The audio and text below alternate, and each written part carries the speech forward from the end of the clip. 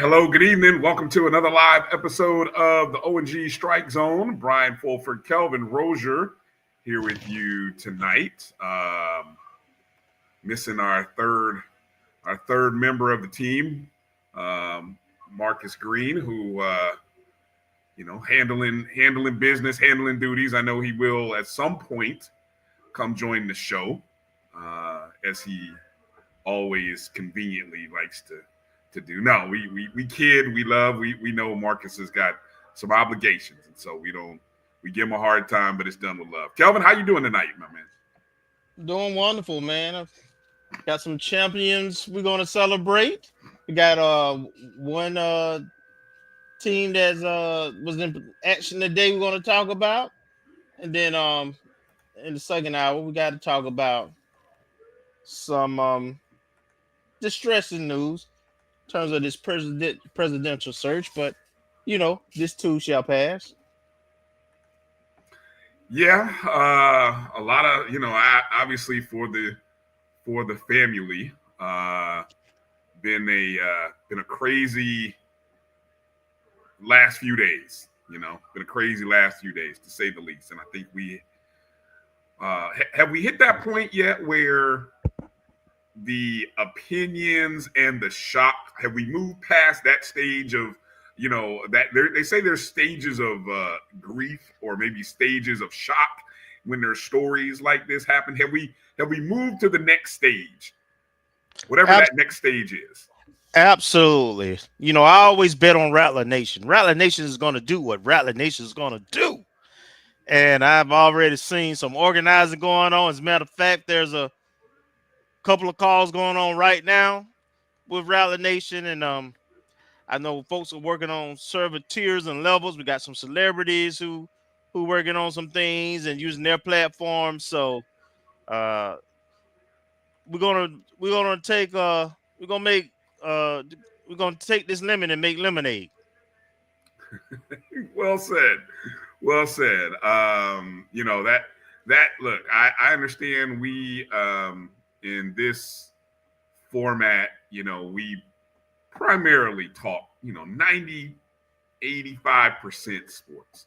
But again, we do get into topics that affect not only just sports, but our university that we love. And so I will say, I thought about getting a nice little graphic and kind of having a disclaimer, to kind of have one of the disclaimers that starts to show off by just saying, the views expressed on today's episode of the O&G Strike Zone do not reflect the views of the Black College Sports Network or Jericho Broadcast Networks.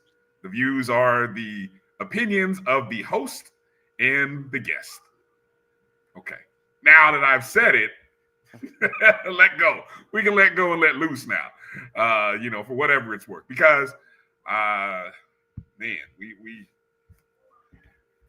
we'll get into it a little bit later. I mean, because there's a lot of stuff. But we do have, as you said, we do have things that are happening as it relates to our athletic teams. Baseball is currently in the midst of the SWAC Baseball Tournament in Birmingham, Alabama. So we'll talk about that. There's also all kinds of the news of athletics continues. Even with all of this other stuff going on, the news of athletics continues. So first off, I'll say I thank any and everybody who is watching us live. We understand there is a segment of our normal population who might be watching or dual tasking, might be watching a little bit of us and also watching, the some of the other things that are happening as it relates to the town hall, the town hall that is happening, the virtual town hall that's happening. So Anybody who's joining in live, we say hello and thank you.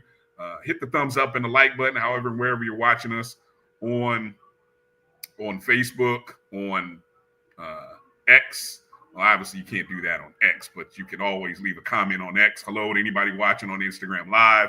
And those of you who are watching on YouTube, whether it be our ONG StrikeZone YouTube page or the Jericho Broadcast Network's YouTube page at MyJBN Online. Of course, big day today. So let's get into the headline news, Kelvin. Give me a second and make sure I can appropriately pull up the right graphics here, because for some reason your boy was oddly unprepared. I'm just. I get it though, man. I see you got your gear on. You dressed out because Thank you for acknowledging, because I didn't want to bring it up, because people get in their feelings. They're like, oh, no, exactly. I'm all about it today. No, you a nap time native. I understand. Appreciate it. Yeah, I don't know why isn't this graphic coming up the way I want it to. What? Let me see. Where did I save it at? First off, that's the problem. All right, give me a second, Kelvin. Well, I just want to say, Knickerbockers, New York Knicks, Knick-Knack, give a dog a bone, Pacers in 5. Ooh, man, I would love for that. I would love for that to happen. I'm gonna. I would love to see it in 5, but let me see if this works. Okay. Yeah, in a second we'll get to some of the shout outs here in a second. I just want to make sure make sure this video actually, or this graphic works that I'm trying out. Okay, let's see if it works. Bam. All right, there we go. Look at that, Kelvin. Look at that. All right. Yep, so that's what we can start with.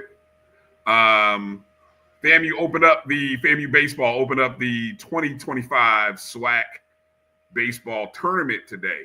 Game 2 of the tournament, and got a 9-1 victory, avenging that nasty 17-1 loss to Southern way back in February. I don't know if anybody I didn't even remember it until we were doing the show on Sunday. And then I looked up and was like, oh, yeah, we have played Southern. We just didn't play them during the regular season. We didn't play them that game either. No, we sure as hell didn't. No, we didn't. But the game, obviously, on the SWAC Digital Network was the second game of the day. What do you make of? Let me ask this. I didn't get a chance to talk to you prior to this. Drew and I did a little breakdown of this on Sunday's show. But the format, of course, the B bracket and the A bracket. The Rattlers are in the B bracket. We finished a half a game, one game in the loss column behind the regular season champions Bethune-Cookman, and they finished in the A bracket. But they had a 9 a.m. Central Time start. Yes. We had a noon Central Time start, or yes. noon. So and then when you look at the bracket in its entirety, we actually, I think, have the better bracket. We may have a slightly tougher bracket, but in terms of the times, I think we have the better bracket. What's your take on the bracket and the formatting? I just don't think that SWAC puts enough incentive for winning the regular season title or finishing in the top 2 in the tournament. 1 and 2 seed nice, and I know you're playing the lowest seed, but essentially you're playing the same amount of games, and if you hit the losers bracket, you got to play more games or the same games that anybody else. So I don't see and then you play the first 2 games, the 1 and 2 seeds play the first 2 games. I mean, I just don't think they incentivize the regular season enough. So I'm not a fan. I know we're only bringing the 8 squads there, so I'm pretty sure, balancing the schedule may be a little more challenged. But I think the right thing to do to put value with winning the regular season title or finishing in the top two is to have a bye for the top two seeds and let the lower seeds battle it out on day one. That would make more sense to me. And I hope that someone advocates for that. In terms of who's on our side, I don't think it really matters in some senses. But I will say that we had three hottest teams in the SWAC in our bracket, right? So Southern had, close to a double-digit streak until, last series. Pine Bluff has been one of the hottest teams in the last 3 weeks. And then, of course, we coming in with 11-game win streak. So I do think that we have the hottest teams in the SWAC, the three hottest teams on our side. But at the end of the day, this team is extremely fundamentally sound. I mean, one of our freshmen had 3 hits today in Perez. So, very young team. This team will be good for a while, but they were solid. Our freshman, Tallahassee, Florida, had a good outing as he has most of the SWAC season. And if we can just board the loser bracket one more time, we get that win tomorrow, I think we position very nicely to put ourselves in the championship game running. Right. So just in case anybody wasn't familiar, before we talk a little bit about that 9-1 victory over Southern, as you can see the bracket as it is, we are on the same side of the bracket as UAPB and Grambling, which they are scheduled to play here coming up here shortly. So we play tomorrow at 6 p.m. against the winner of this game. Now, we swept UAPB. We took 2 of 3 against Grambling, but I will say we may be the hot team right now, having now won 12 in a row. But in my opinion, the second hottest team is UAPB. From the standpoint of, I charted since April 11th, they have gone 13-4 in SWAC contests, 13-3. Either 13-3 or 13-4. I wrote it down somewhere. But still, it's a pretty impressive record and they started off the season very poor. I mean, they only have like 18 total wins on the season, 18 or 19 total wins, and 13 of them have come since April 11th. So the last 2 months, they have been playing some great, actually, not even a full 2 months, but a month and a half, they have been playing some really good baseball. And so I will not be surprised if they beat Grambling tonight, and that's who we end up playing tomorrow. And just in case anybody wondered, the other side of the bracket, Bethune-Cookman won earlier today, a score 5-3 against Texas Southern. They were trailing 3-0 to start the game. Mm-hmm. And then the game that just ended, what was the final score? Alabama State beat Jackson State by 1. 1? Really? It was like 6-1 when I stopped, like 7 or 6-1 when I stopped watching.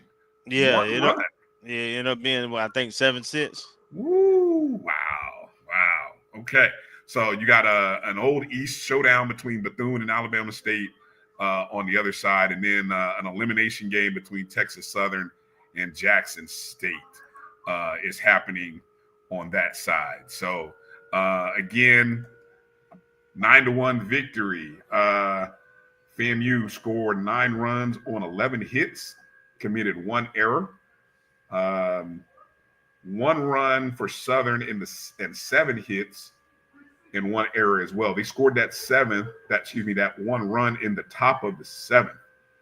And in which case, FAMU got out to a 3-0 lead, scoring a run in the bottom of the 2nd inning. Then Brody. Now I'm trying to figure this out. Is it Brody Popple or is it Brody Papel? Man, because he ain't French. He from the South. What does that mean? Is it Popple or is it Popel? That's like asking me, is my name Roger or Rosier or Rosier? In the South, he popple.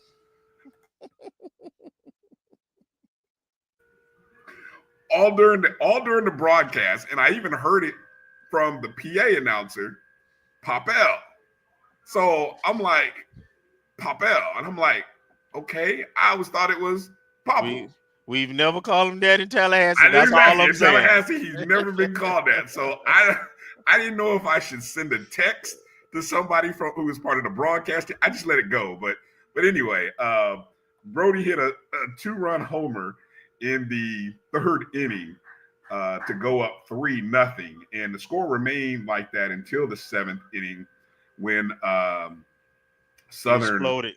Yeah, Southern scored a run to cut it to 3-1, and then we jumped all over them in the bottom of the 7th inning, scoring 6 runs. I think they used about 3 or 4 pitches that inning. Maybe so, yeah. Jalen Niles got a double to left center with an RBI. Then Brody came up again, tripled to bring in 2. Then Jay Campbell grounded out, bringing in an RBI, which scored Brody. And then Riles doubled to bring in 2 more runs. So all in all, that was a big inning. And it was so big that at one point they were talking about the run rule being applied, at that point, because the SWAC is playing with the 10-run rule. Mm-hmm. So had we scored, 2 more runs in that bottom of the 7th inning, that game would have been over. And we did leave at least 1, I think 2 on base that inning. Yeah, I'm just kind of looking at the numbers. This was a game where we didn't have an overabundance of guys left on base. In total, we only left 6 on base. So I thought that was pretty good for us. You mentioned Brody. He went 2 hits in 4 at bats, scored twice, had 4 RBIs, walked 1. You also mentioned Jay Campbell. He had 2 hits on 5 at bats with an RBI. Let me see. Going down to here, the big. I guess I should have mentioned him first, but third baseman Matthew Perez, 3 hits on 4 at bats. Yep. A run scored and an RBI. Colton Riles, who I mentioned, he was 1 for 1 with 2 RBIs. Jalen Niles with a hit, an RBI, and a run scored. Justin Cruz with a hit and 3 at bats. So all in all, it was a good day for the Rattlers. On the mound, Garrett Workman, who was the freshman of the year, elected as the freshman of the year. So congratulations to Garrett. He picked up his 9th win of the season. Pitched 5 2/3 innings, gave up no runs, none earned. He did give up 5 hits, 2 walks, 4 strikeouts. And in looking at the pitch count, Kelvin, he had 102 pitches at that point thrown. So it could have been just a numbers game in which, Coach Shoup decided not to let him go too far. I believe that's what Coach was thinking, just in case it was still tight then. Just in case, worst case scenario happened and he needed to pitch him on 2 days rest versus, in the third game, in a loser bracket game or something. I think he showed his time, but everything worked out and we're set up really nice with our pitching rotation for these next two games. Yeah, Cody Williams came in, pitched 2 in the third. He did give up the earned run in the run, but that was the only hit that he did give up in 2 1/3. He faced 7 batters. And then Ryan Young came in to close out the game in the 9th inning. So,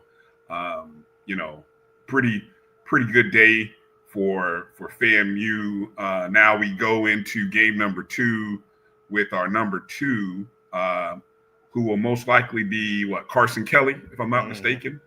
Yes. Okay. All right. So we'll go to Carson in the second game.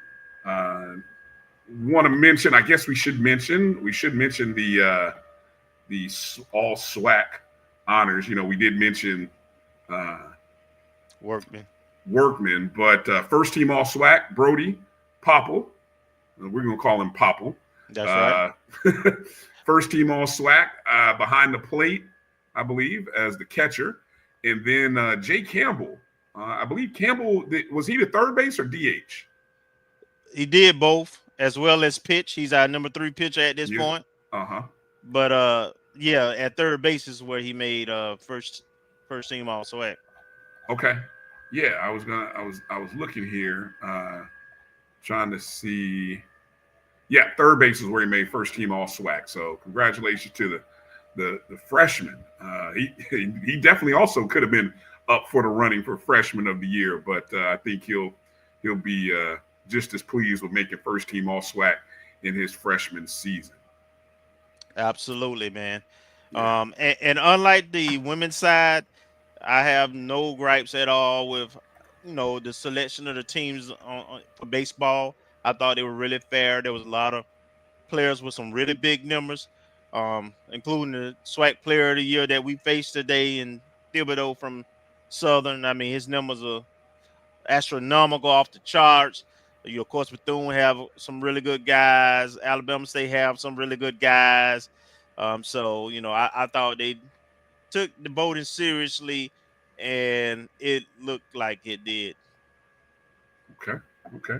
Yeah, you know, and look, no complaints when you have it set up in a way where everybody plays everybody.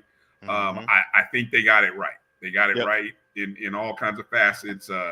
You know, the young man from Southern, who was one of the top hitters in the nation, was definitely deserving as the hitter of the year. Matter of fact, looking at what he did against us, only 1 hit in 4 at-bats. And I'm speaking of left fielder Cardell Thibodeau, who bats second in the lineup. So we held him in check all day. One hit in the 4 at-bats.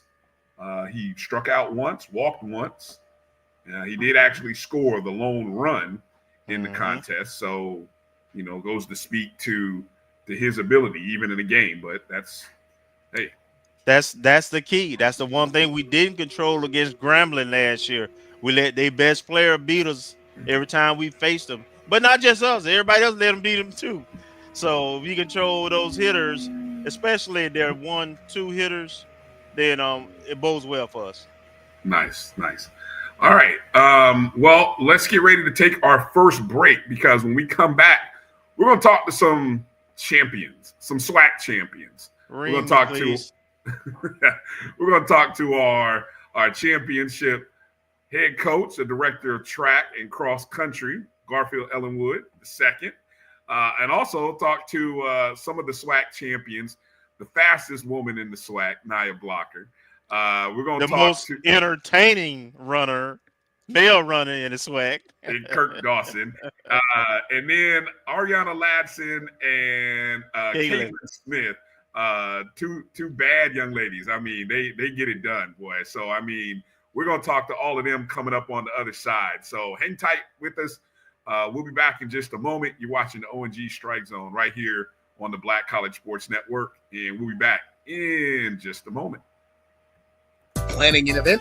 From weddings to corporate functions, CMJ Events LLC brings over 15 years of experience to make your vision a reality. Based in Metro Atlanta and serving statewide, even internationally, we provide versatile event planning and authentic catering cuisines tailored to your needs. Whether it's pre-game meals for student athletes, fundraisers, weddings, corporate functions, CMJ Events LLC is your one-stop solution for exceptional service and unforgettable food. Our diverse culinary heritage means we cater to all cultural tastes, dietary needs, and food restrictions, making every meal uniquely yours. Let's make your next event unforgettable. Visit us on all social media at CMJ Events LLC or email us at cmjeventsllc@gmail.com. Also give us a call at 404-664-3882 so that we can start planning now. This is the Dean of the College of HBCU Sports, Kenyatta Cavill of Dr. Cavill's Inside the HBCU Sports Lab with Mike Washington and Charles Bishop. Come mix it up in the lab where the course lecture is in session every Tuesday from 6 o'clock p.m. Central Standard Time on Facebook Live, YouTube Spreaker, or the BCSN app, as we discuss all things about the HBCU sports culture, including exploring the week that was in the sporting HBCU diaspora, as well as the upcoming week of HBCU sports. With me, the Dean, the College of HBCU Sports, on Dr. Cavill's Inside HBCU Sports Lab with Mike Washington and Charles Bishop. Course lecture dismissed.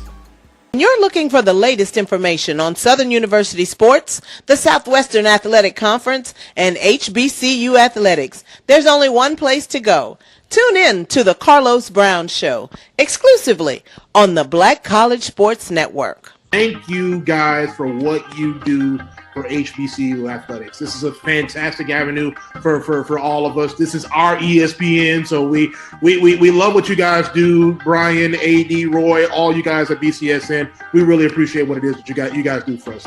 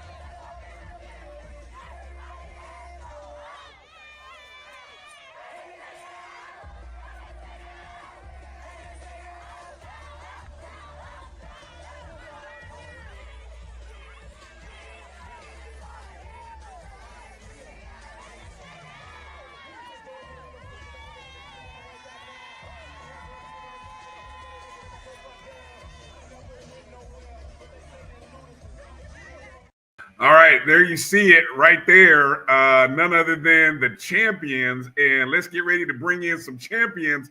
First off, the champ is here.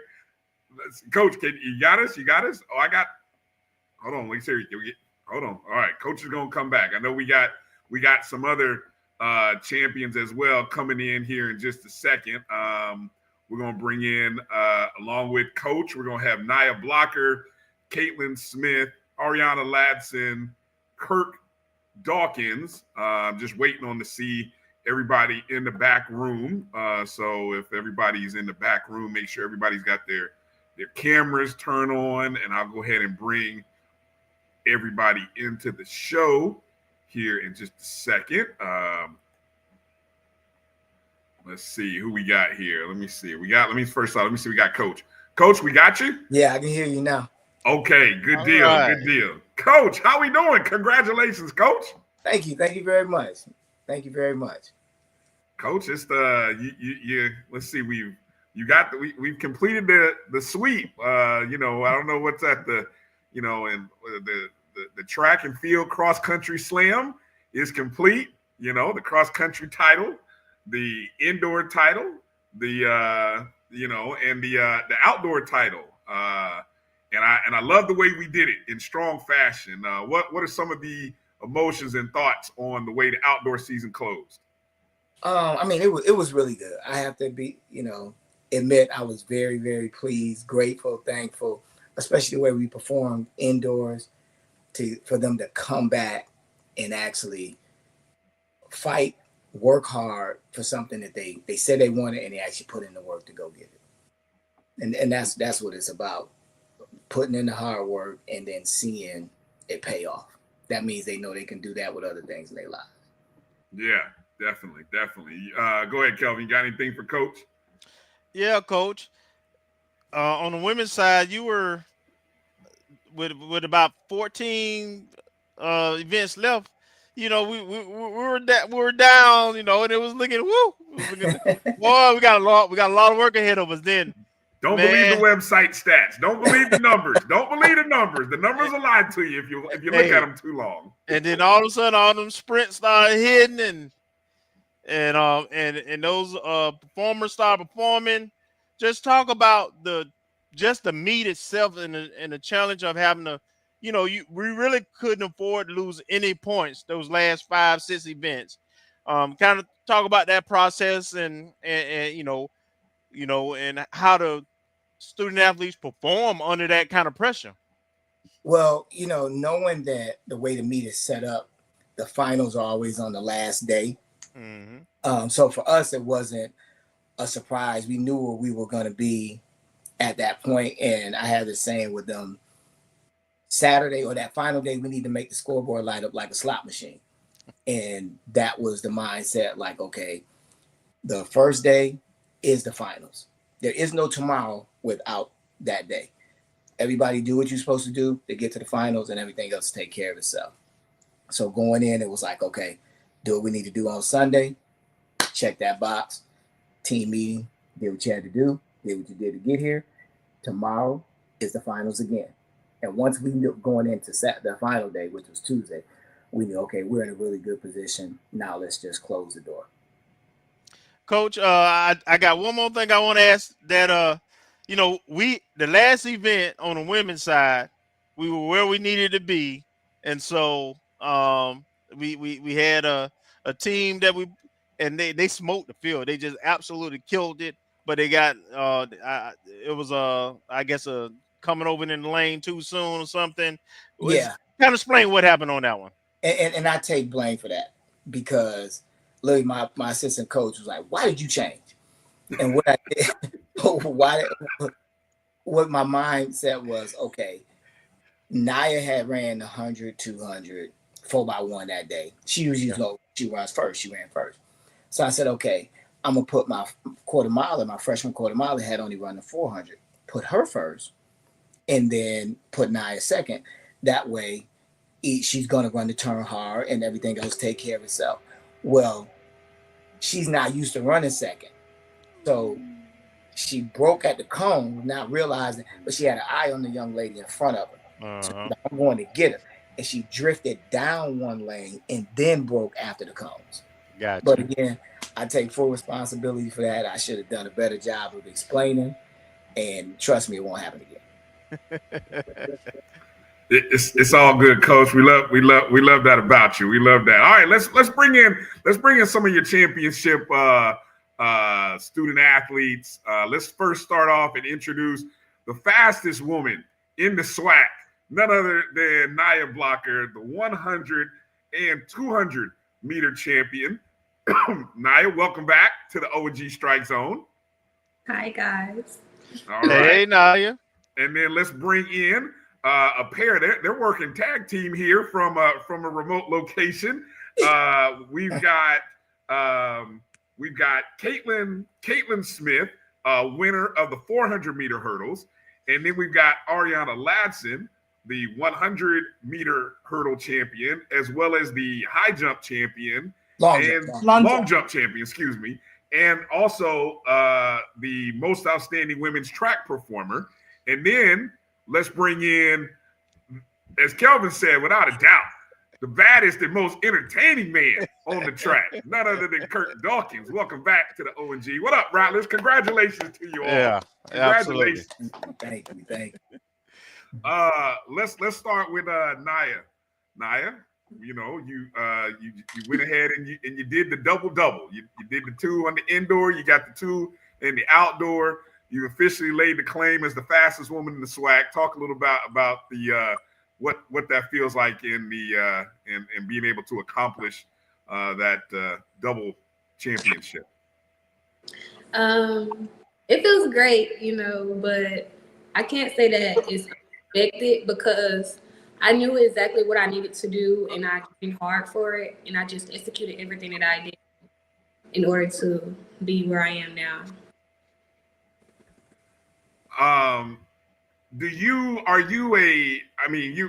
Indoor, outdoor, is there, what differences? And again, I know, especially with the indoor, you're running 60 and not the 100. any differences? I mean, as people are looking at you and looking at your speed and what you've accomplished this year, is there one event, or is there, I guess, one indoor outdoor that you prefer, or are you like, hey, I'm a complete athlete at this point? Honestly, I would prefer anything except for the 400. Yeah. That's all right. This is a safe space, Nia. You can say that. You can say that. It's all good. Yeah. I like the 200. I would say my least favorite would probably be the 60, just because, as Coach G say, I'm a grandma, so it takes me a little longer to really get to my top speed. So I would say the 200 is my favorite. Nice. Go ahead, Kelvin, if you had another question for Nia, or we want to keep going down the line, whatever you want to do. Yeah, I got a question for Nia. You not only did you have the individuals sports that you won, but you also was on the relays, and just talk about what it takes conditioning wise to be able to perform like that, and then on a last day, all those points was needed, all those championships was needed. Just talk about the work and the grind of being in shape to be able to perform and run a event that you don't personally like. For me, it's always just about not being selfish. So if I know that I have to do something and my coach, like, he's saying, oh, you need to do this, I'm just gonna have to, okay, so, yeah, it's just me. Are you happy with, you won last year also, but you've improved your times. You got some of the top times within the region and the nation. Are you kind of where you thought you would be in year 2 under Coach G? Yes, honestly. Yeah. Okay. And notice, folks, year 2, just a sophomore. Represent Bainbridge, Georgia in the house. Year 2. Woo, boy. Yeah, this team is actually pretty young, and that's what's exciting, because we only have 2 seniors. Right. I was gonna say that. All right. We'll come back in a second to you, Nia, but let's go over to the 2 young ladies that are on the screen together there. We got Katelynn Smith and Arayana Ladson. Katelynn, winner of the, let me make sure I get it right here, the 400 hurdles, correct, Katelynn? Yes, sir. And just a sophomore from Raleigh, North Carolina, part of that great recruiting class Coach brought in. 2 great recruiting classes in a year, Coach. Congrats on that. And Hillsdale High School. And Katelynn, I'm sorry if I don't recall. How'd you do in the indoor season? Indoor, honestly, I didn't place like how I wanted to, but I was able to get points for my team to help try to get a championship. My main goal was just to be, just to help my team, because I'm not gonna lie, indoor is not really my thing, but I feel like I was able to cover ground and just have fun. So yeah. And so when you got to the outdoor season, you just shined in the 400. I mean, that was a great race. Talk a little bit about just the preparation that went into it, and crossing and winning that championship, finishing first. Go ahead. So a kind of a crazy story. I think right after indoor SWAC, I ended up getting a grade 2 hamstring strain. So I was out for the whole season. And I think about 2 weeks before SWAC outdoor, I went with Coach and just started training here and there. I was also rehabbing a lot as well. But I didn't touch the track. I didn't run until 2 weeks before SWAC came. So during those 2 weeks, I was just training, making sure that I know what to do when it comes to SWAC. Mentally, I was good. Doing a lot of behind the scenes preparation for when I was ready to come back and, do what I had to do. And also just being around my team, the atmosphere was just incredible as well. Everybody was cheering me on at practice and saying, "Oh, you're back. You're finna come back, back better. You're finna come back better than ever." So I would just say, just working hard and remembering what I want to do and my goals, working with Coach G, teammates, and everybody around me, to come to SWAC and relax and just run and just be thankful that I was able to run with no injuries and have a healthy race. Nice. Oh wow. See, I didn't know the backstory on that. So you That's probably impressive. impressive. You probably snuck up on a few people in the field that weren't really expecting you to do what you did. Most definitely. Nice. Go ahead. Any questions for Katelynn, Kelvin? Yes, I was just wondering.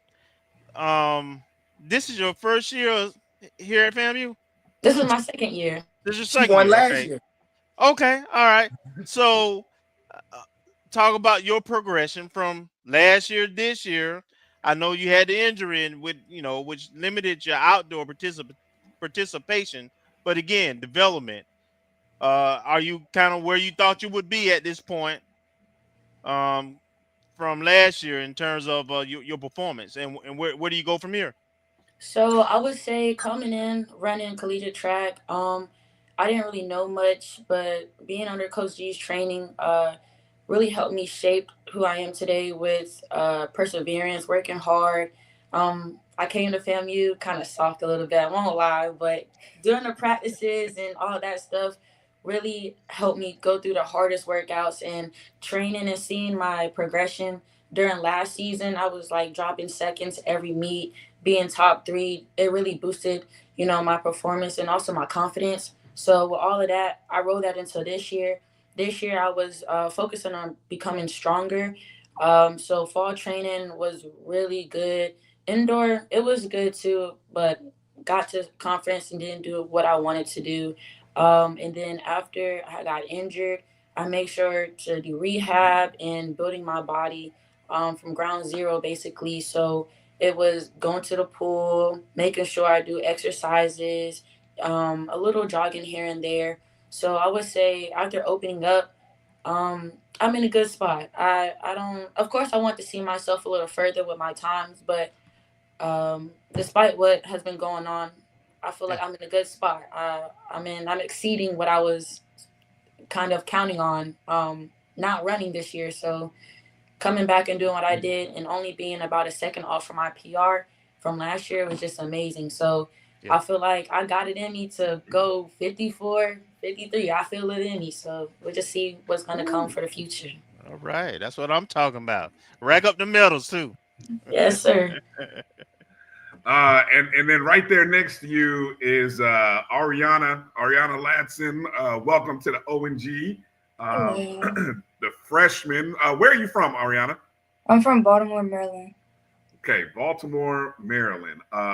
True freshman. And the accolades. I'm just going to run down the list because we kind of did the numbers and showed it last week.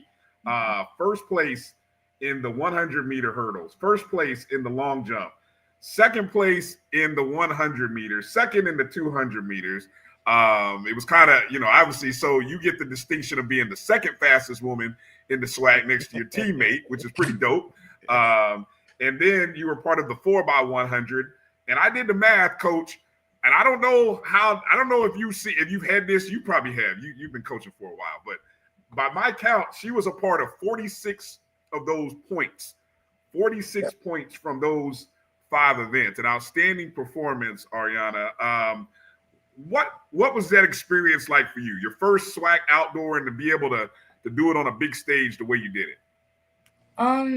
It honestly was a great experience. It was kind of unexpected to do what I did. Like, like it was really unexpected, honestly. Especially with hurdles. For me, I didn't really have confidence in my hurdle races, indoor or during the outdoor season. I honestly wanted to quit hurdles, but when I got to SWAC, I just felt like I needed to put everything on the line. And during our team meeting, one of our coaches said, "Your mind is stronger than your body." So when I got on the line, I knew that hurdles was the most mental race that I had that like honestly takes a toll on me. So I continued to tell myself that like as they're saying on your mark and stuff like that, and just happened like. so modest. Go ahead, Kelvin. Yeah, that that many events, that many points, those many medals, that don't just happen. That's a testament to the coaching you get as well as the hard work that you put in. You had a really successful high school career also. What is it that you think what have you learned this track season, your first year running collegiate track? You racked up quite a few medals. This is your first year on the Coach G. Tell me 1 or 2 lessons you've learned. A lesson I would learn is that like one bad race doesn't define you as an athlete at all. I used to have bad races and like just let it dwell on all the other races that I did good in during that meet or anything like that. So one bad race doesn't define you. You still have more to achieve in your life, and especially me as a freshman, I still have years to go with track. And another thing is like if you don't have the right mindset, you're not gonna go anywhere in life without having like a strong mindset. And really that's honestly it. Like you have to be strong mentally and physically in order to achieve that much in life. Very good. Two very good lessons. Nice. We'll come back in just a second, but let me get over to Kirk. Kirk, welcome back to the O&G, man. It's good to have you back on the show as a champion, of course. How you doing? Thanks for having us. Hello. Yeah. Hey, hold on before you get started, Kirk. I'm disappointed, man. I didn't see no kisses being blown.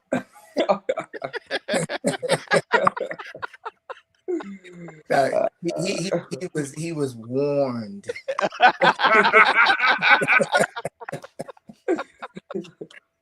A little too much, huh, Coach? A little too much. No, I mean it's just you don't want to give anyone any reason to take anything away from you. Some people don't. I mean, competing, it was worse than that. But now it's about sports.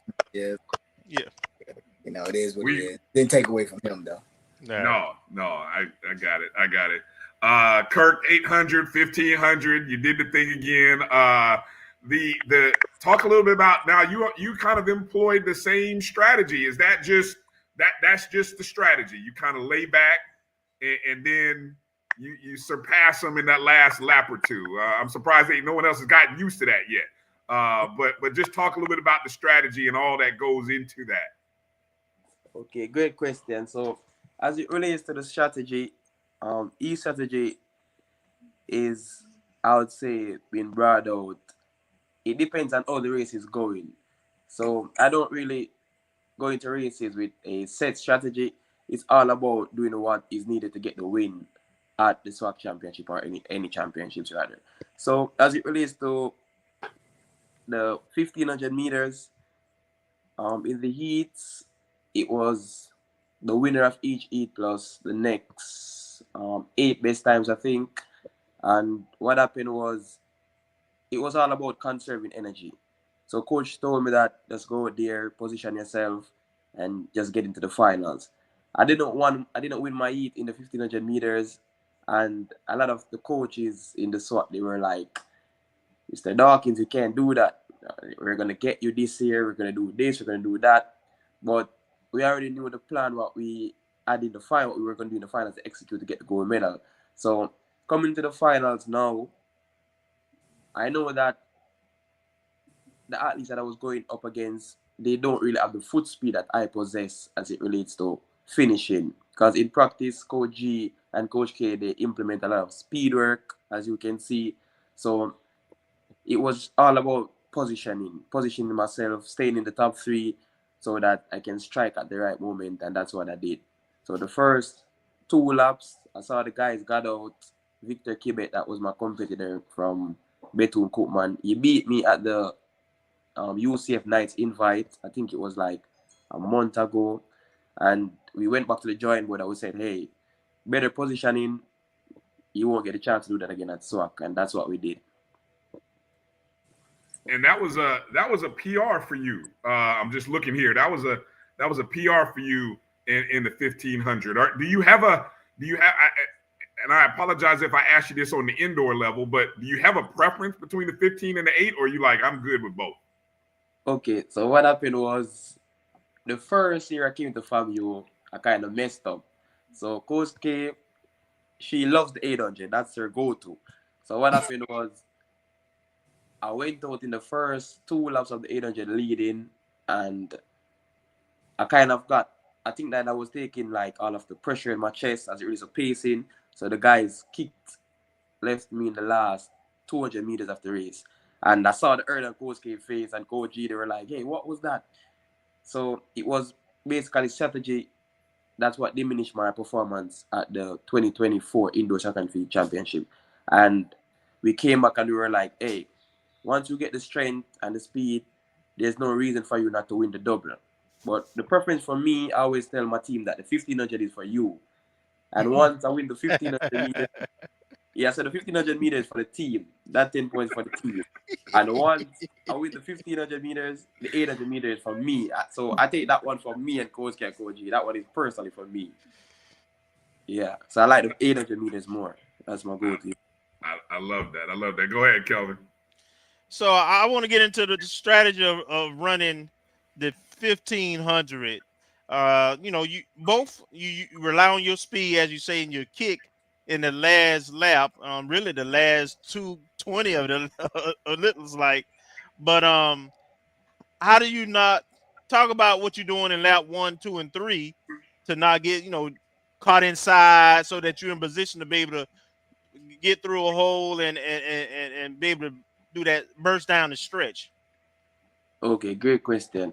So as it relates to the 1500 meters, it's 3 3/4 of a lap as it relates to that. So what I tend to do is in my first 400 meters, or rather first 300 meters of the race, I always use that to feel out the pace, to see the effort that I need to possess to be in the right pace to strike, as I said earlier. So anything from 45 seconds to 47 seconds for the first 300 meters, I know that, hey, we're on a pace that's going to be somewhat quick of a time. And anything below that, as it relates to, or above that rather, as it relates to 48, 49, 50, that's basically running on a girl's pace for me. So I'm like, okay, we came through the first 300 meters. As I said, Victor led the pace, came through 45. And I was like, oh yeah, this is going to be somewhat quick of a time.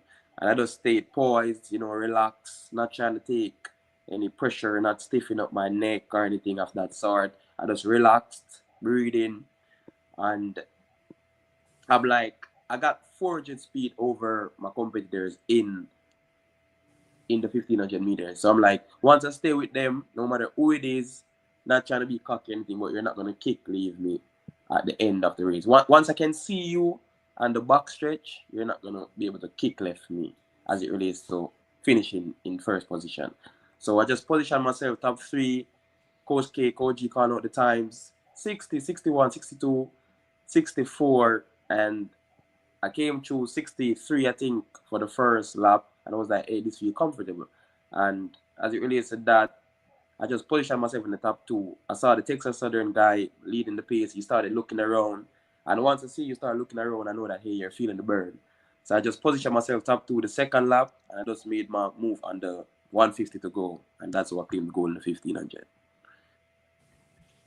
Well, I can tell you, man, I don't miss any of your races when I can watch it, man, because it's just something to see. You come from the middle of the pack, sometimes even farther, and to just run down the field, and not just run down the field, but create distance. Going away, and I saw that. I can't remember if it was the 1500 or the 800, but I saw you had to put a little more effort into it because it took a little more time to get through all the traffic in front of you. Yeah. So yes, you really it was 800 meters. 800, okay. 800 is 1 hour. I think it's like an hour after the 1500 meter. So what happened is the guy, I went into the SWAC with the fastest time in the 800 meters. So I know that majority of the guys, they're looking they're not going to be so confident as it relates to leading out with a fast pace, because they're going to be like, hey, you have the fastest time. If we make it fast, it's a 99.9% chance he's can stay with us and kick left us in the last few meters of the race. So I was anticipating a slow lap, the first 400 meters. For me, slow is like 54 seconds, 55, and somewhere of that sort. But the guy that led from UAPB, he came to 53.9, so that was pretty much close to what I anticipated. And as I said, I split 46 on the 400 meters, so I know that 46 seconds in comparison to a 53 seconds, that's like a 7-second or an 8-second difference. So that's pretty much comfortable for me as it relates to coming through the first lap. So seeing that they came to 53.9, everyone was, they're looking to see where is Kirk. They're like, is he in a position to strike? Where is he? But I'm comfortable. So I came through, I was like, it's not needed to come through 52 or 53, seeing that I just finished the 1500. It's basically me just staying comfortable until I can strike at the moment, right? So the leader came through 53 and I came through like 55, so 2-second difference. And I know that I can close in like a 55 or better based on the work that we've done in practice, because Coach Ken, Coach G, they always try to get me at like 400-meter repeats or, pacing through my 800. I always come to like 51 or better. Sometimes I even try to go like 48 or 49. So I know that 52 to 53, that's pretty much comfortable for me to strike at the end. And I saw at the 600 meters with 200 meters to go, I saw my competitor from Alabama State. He started looking around, swinging. So I was just like, hey, Kirk, just stay with him close, try to stay relaxed. And on the straightaway, once you start to increase it, because it's a momentum thing. It's not just pressing the body, it's just momentum. Tapping, building up into the run to see that you can strike at the right time. So on the straightaway, I saw him looking around, swinging. Coach was like, hey, stay relaxed and just pump the arms. And I just relaxed my shoulders, drop my head, and swing my arms. And I saw that I was going to catch him. And mind you, he's my teammate from high school in Jamaica. So it was pretty much of a friendly rivalry. Yeah. Okay. Very cerebral. How you break that down, man? Even a layman can understand. For sure. Hey, Coach, let me ask you, because one thing that I hear from these amazing young people is the mental game.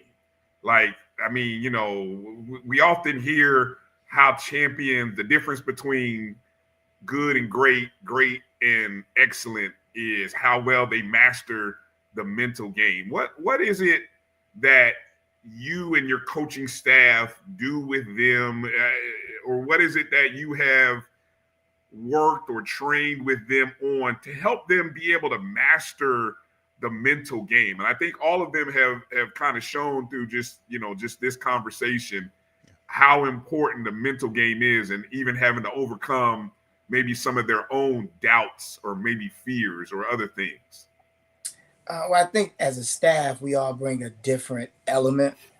Like, for instance, Coach Thomas, when Arayana referenced what Coach Thomas said, he has over 40 years of coaching experience. So we all bring a different element, how we communicate with them. They'll tell you, if you can deal with me, you can probably make it through just about anything, because I'm hard. And I'm honest, but I'm hard. But I also want them to believe in themselves, and I care about them, because at the end of the day, when they've got to be prepared for life, and if I can help them, or we can help them not make one mistake that we made, then we're on the right track. So I come at them, we all come at them from a mental standpoint. We got sports psychologists.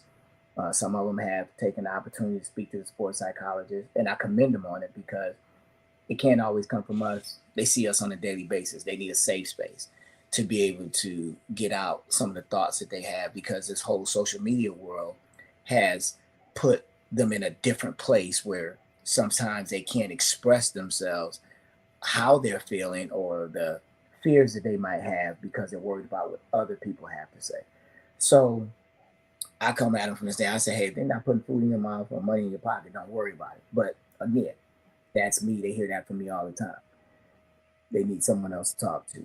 Coach Pinchin comes at it from a different standpoint. Coach Love is closer in age to them, so he can come at it from a different standpoint. Then Coach Thomas has his point. So they have 5, and then Coach Detweiler, he comes, so they have different people that they can talk to, but they all hear the same message. It's just a different way. Gotcha. Okay. What is next? What is next? Because at this point now we've had the conclusion of the SWAC. The NCAAs are approaching. I know some of our students and some of these young ladies and men have. I think they've qualified, but I don't know. Tell us what is next. Yeah, the NCAA regional meet begins next Wednesday with the men competing first, and then the women start on Thursday. The list literally just came out. Looks like we have 12 have advanced, which last year we took 5. Okay. Wow. So now we're at 12, and the goal is to continue to just keep raising the bar. Excited about all of them have the opportunity to advance from this first round to the final round in Eugene, Oregon. All we have to do is do what we did to get to this point.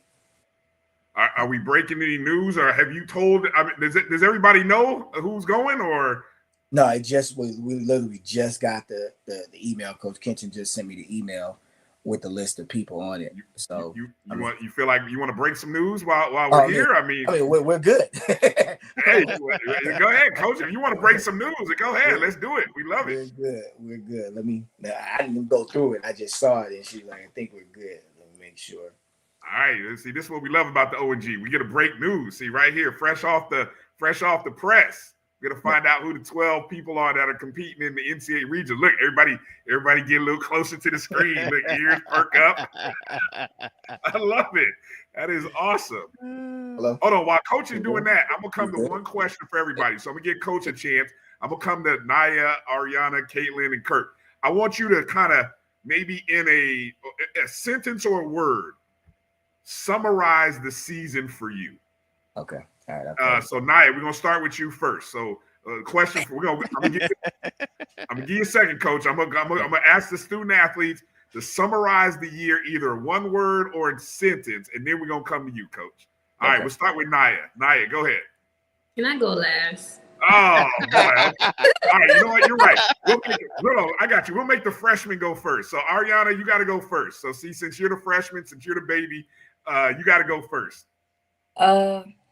In one word, I would say roller coaster. All right. That's not bad. All right, Katelynn, since you're next to it, we got to make you go next. I would say a sentence would be God is good. That's my sentence for the season. Yeah. I love that. All right. Kirk, since Naya's the fastest one, so she's the fastest woman in the SWAC, she gets to go last because we know she's going to be quick. So we're gonna come to you, Kirk. We're going to come to you. My word is just unreal. Unreal. Okay. All right. So now you had a chance to kind of think about it. What do you say?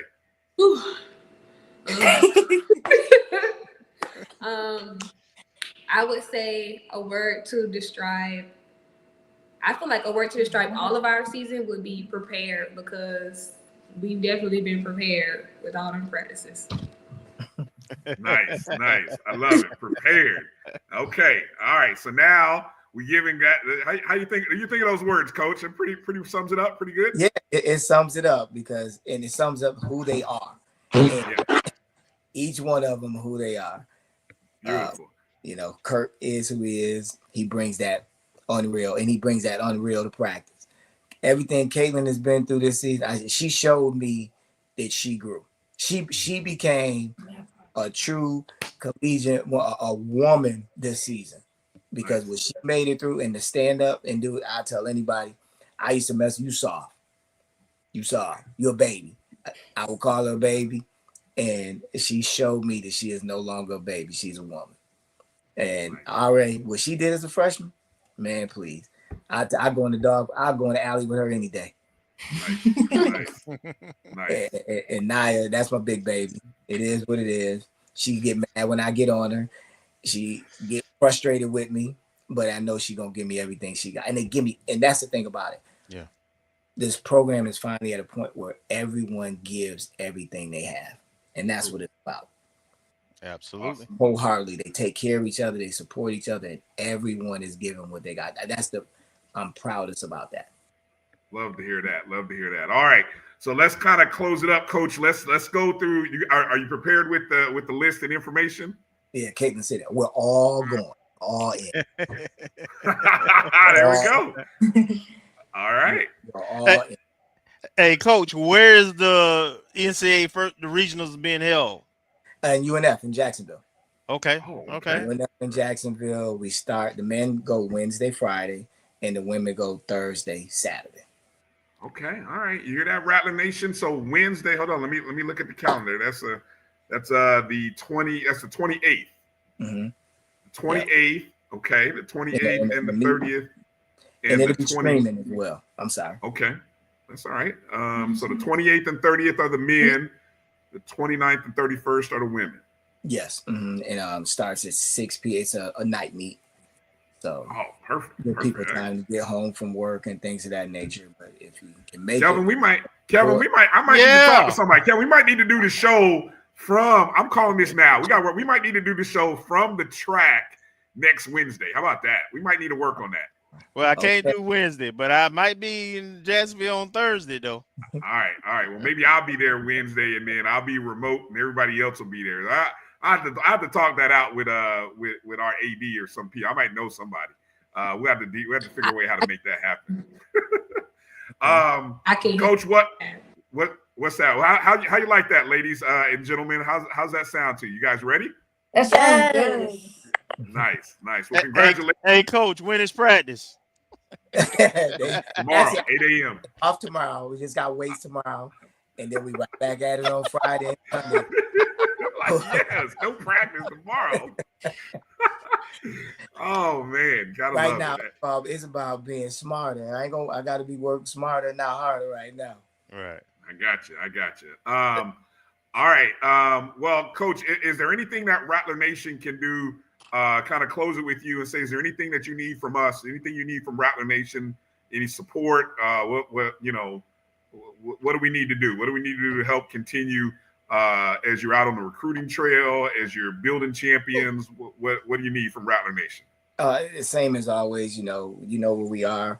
Any financial help would be good because again, what we were able to raise this year has allowed me to provide the dry needling, the massage, and the things that keep them healthy and where they are now.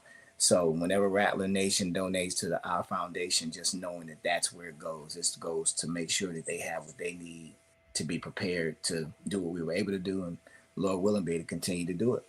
And if anyone is in the Jacksonville area and it's a good track meet, come on out because we're going to give everything we got, and we're going to strike, and strike again. All right. Well said.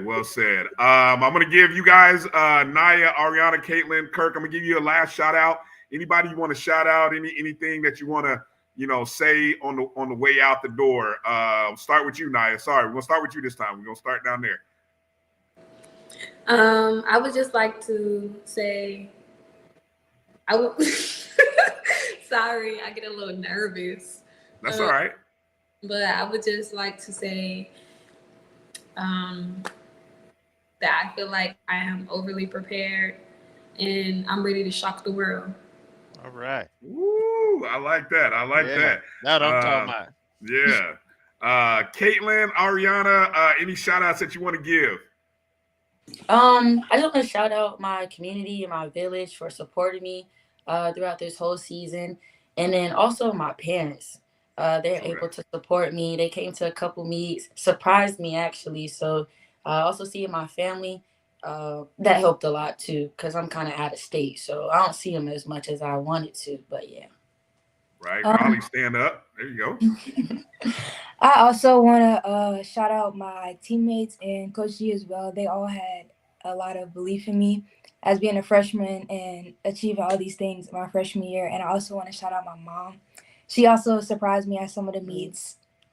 And it just meant everything to me to see her support here or far. So, yeah. All right. Shout out to Mom. Shout out to B More in the house. And Kirk, you got it, my man. Yeah, so thank you. I want to shout out God first. I want to shout out my mom. I want to support my girlfriend. I want to support. I want to shout out the doubters too, because without them, this couldn't be possible. Yeah. I can't believe there are any more doubters. There can't be no more doubters. Well, hold on. Kirk will find one. That's all right. There's somebody out there that doubts you, Kirk. So that's all right. Keep holding, keep using that as motivation. Hey, well, I just want to say real quick, very proud of Coach and the entire team and staff. We appreciate you and how you represent Florida A&M, and again, congratulations. Thank you. And keep going. Yeah, definitely. Keep going. And to all of you, anytime, any place, anytime you guys want to come on to ONG, whether you want to chop it up, it doesn't have to be about track. It can be about whatever. You got a home right here. And we look forward to talking to you many more times, whether it be indoor season, outdoor season, in between season. You guys got a home right here. So we appreciate you guys coming on the show, and we wish you the best of luck. Stay safe, stay healthy, and we look forward to seeing you guys shock the world, as Naya said, when y'all get up to Jacksonville. All right? Thank you. Thank you. All right. Up.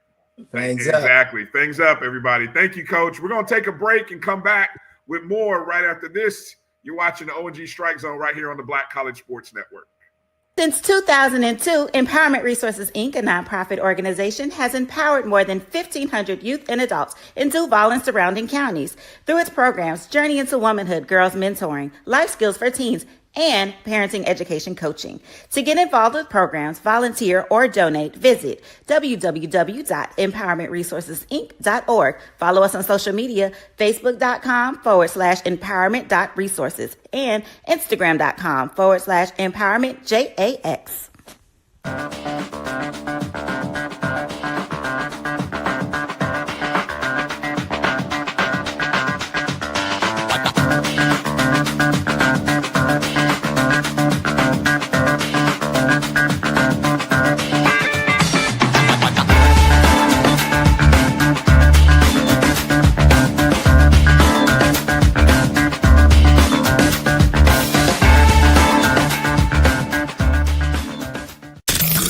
The human voice has always connected audiences with experiences. Major brands all across America have trusted Kever's voice time and time again. Conversational, powerhouse, intelligent, and sincere. That's the voice you need for your creative marketing process. KEAVERSVOICE.com. Kever's Voice, Kever's Voice, KeversVoice.com. Always on, all the time. It's never too early to plant the seed, to share the tradition, and instill a sense of pride in your HBCU with your little ones. HBCU Pride and Joy Children's Boutique helps you share your school spirit with a wide selection of adorable kids' apparel and accessories officially licensed from your favorite HBCU. Visit hbcupridejoy.com and follow us on all social media at HBCU Pride Joy on Facebook and Twitter. When it comes to professional learning, teachers deserve better. From the leader in online learning, Stride brings you the Stride Professional Development Center, an on-demand library of mobile-friendly courses that gives teachers choice and flexibility, allowing them to learn anytime and anywhere. Our dynamic courses provide bite-sized learning and help educators advance their knowledge while also gaining professional development hours. It's time you take charge of your learning. Visit us today to get started.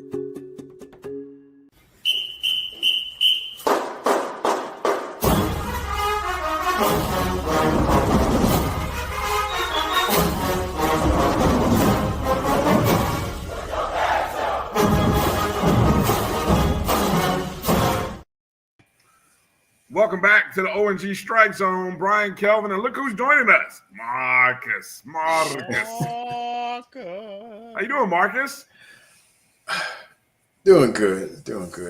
Recovering from shocker, heard around the panhandle. But other than that, and other than it dropping 30 degrees in one day, I'm doing all right.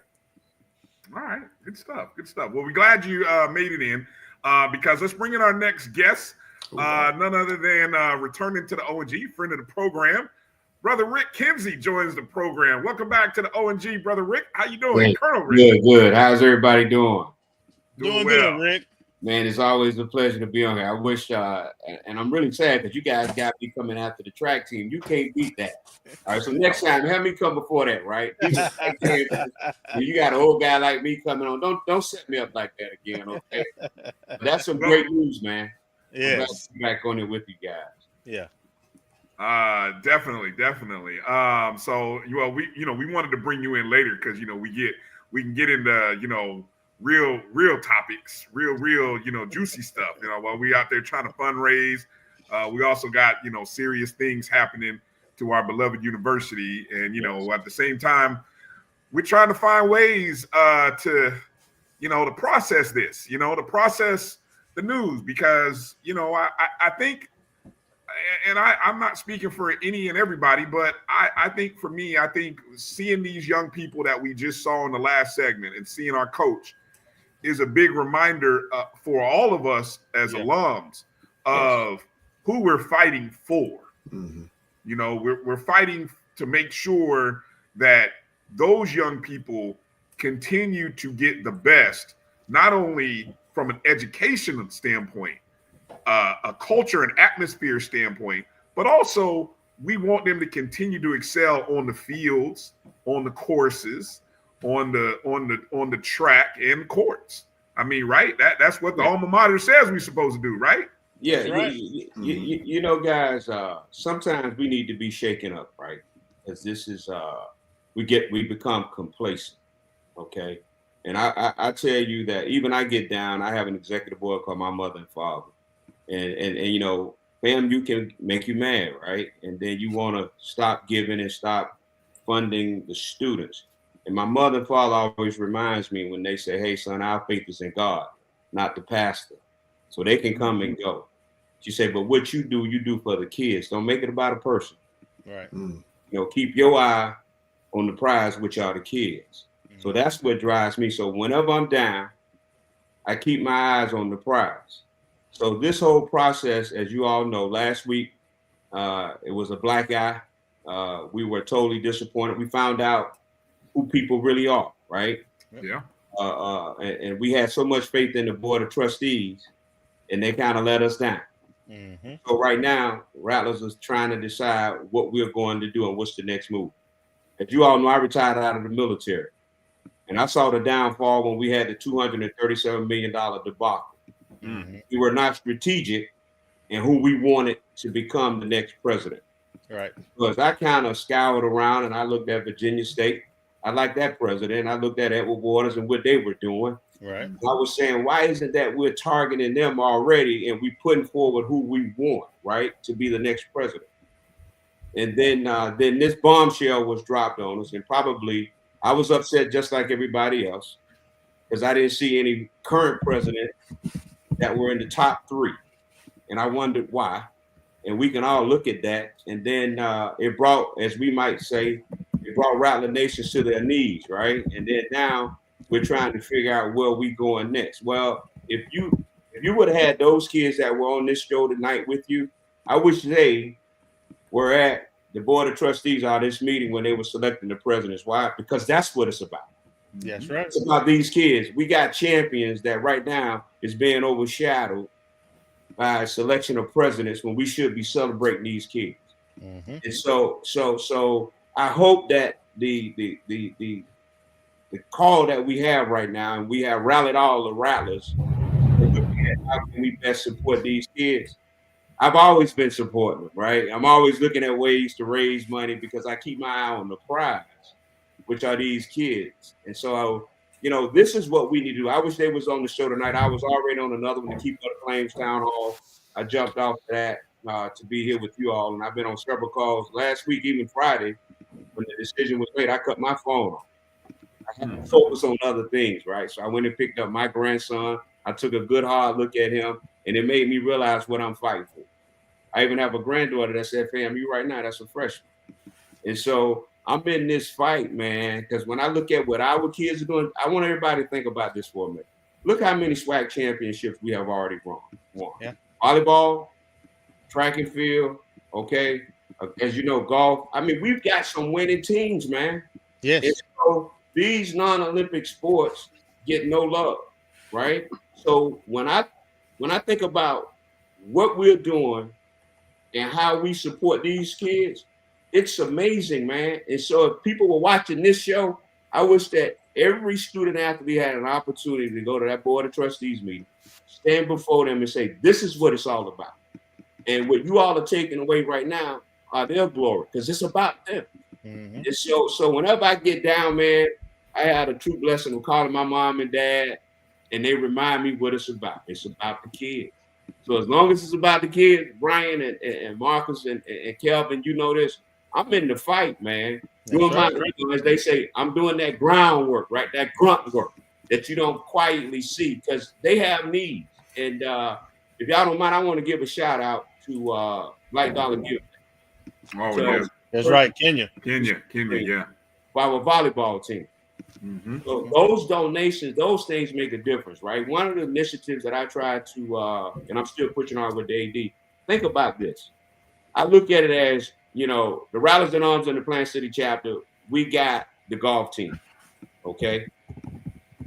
If a small organization, to include chapters in the NAA, could take one of these Olympic sports and they can provide them and raise about $20,000 for them a year, do y'all know how huge that is? Yes. That is huge, man. And so I hope that we can take what we've learned here. We are now galvanizing and everybody's upset and everybody now wants to give back and they want to make it about the students, right?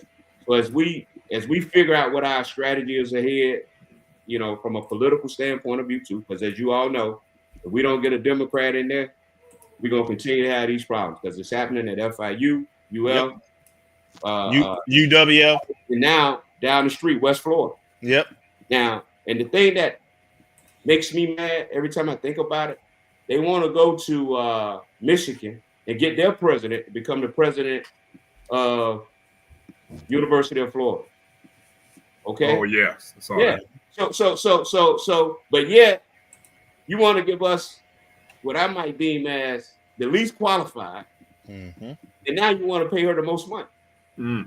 So when people ask me, well, Rick, how you feel? I'm upset like everybody else. But I said our Board of Trustees let us down. Yeah. Okay, they really did. And we knew some people there.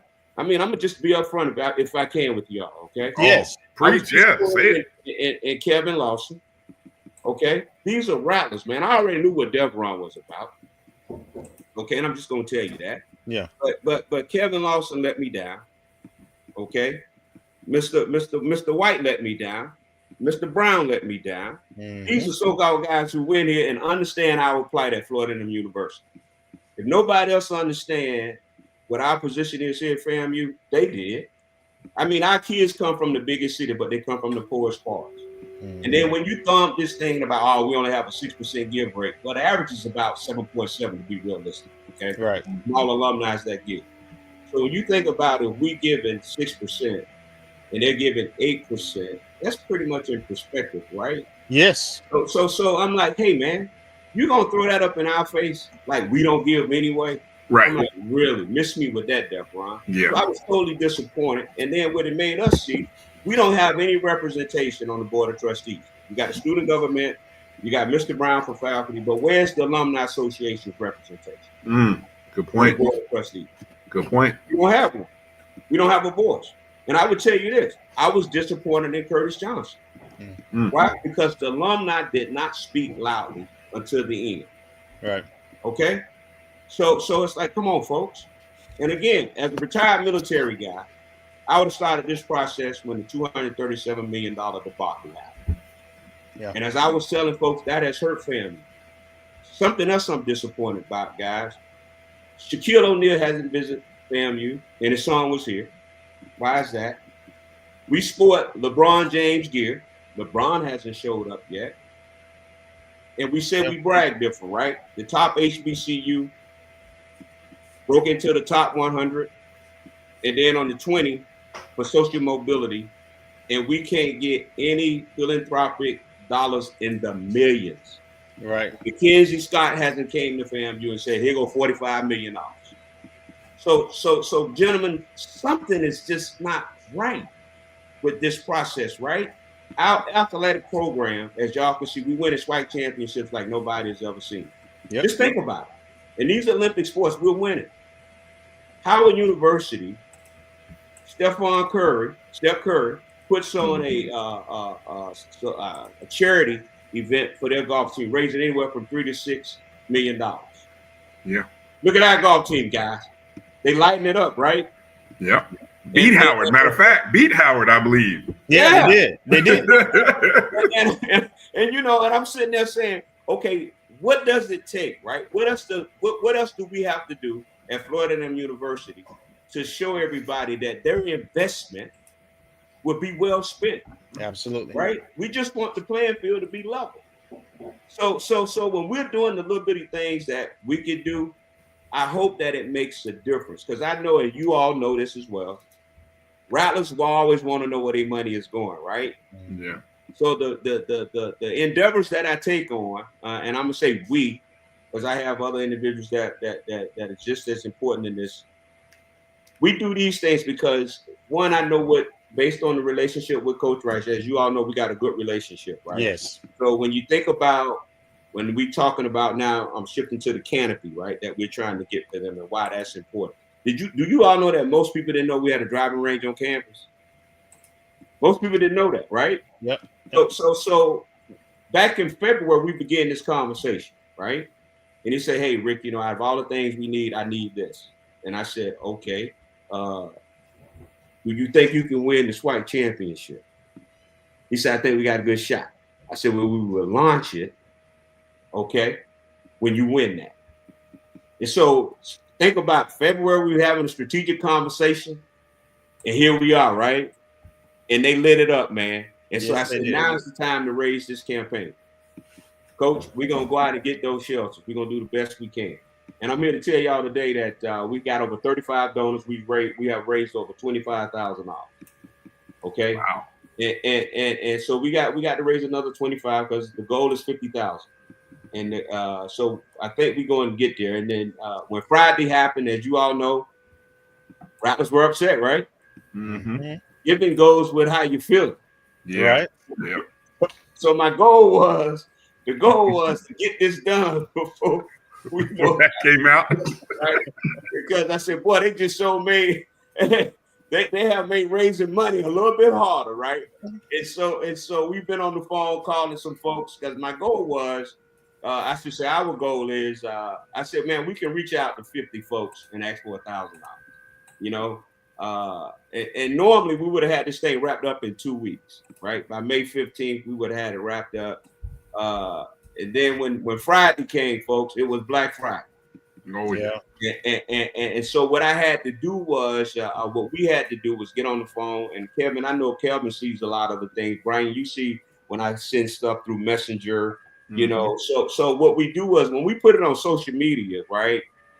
That's already because I'm looking to get everybody involved. But I have already reached out to most to say, hey, look, don't get caught up in the presidential selection. We still got some student athletes that people didn't even know that they were playing over at Florida State. Right. Okay. And what that was about, why they couldn't defend the HBCU championship, because they had won the SWAC championship, so they would participate in that event, right? So sometimes, you know, as you all know, everything is a news cycle. Something always happens at FAMU that overshadows what our kids are doing. We keep people in the news, boy. I'm telling you, we talked about that before, didn't we, guys? We always stay in the news, boy. We cannot stay out of the cycle for nothing. Yeah. And I even go back to when we won the Celebration Bowl. Yeah. It was about Willie Simmons. We didn't get a month of full celebrating before there was some good news. And I said, folks, can we just celebrate these kids, right? They are deserving of that. Yes. Right? So I'm like, every time we have something good with these kids, okay, man, it gets overshadowed by other things. So what I would like to say is this, man, and y'all, look, I love y'all show because y'all keep it real, right? Yep. That's number one. Number two, you tell it like it is from both sides. And y'all always talking about what our student athletes are doing and why is it so important.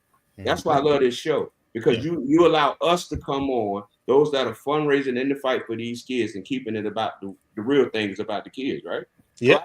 So I love you guys for that, because y'all understand and you help us get the message out on why this is important.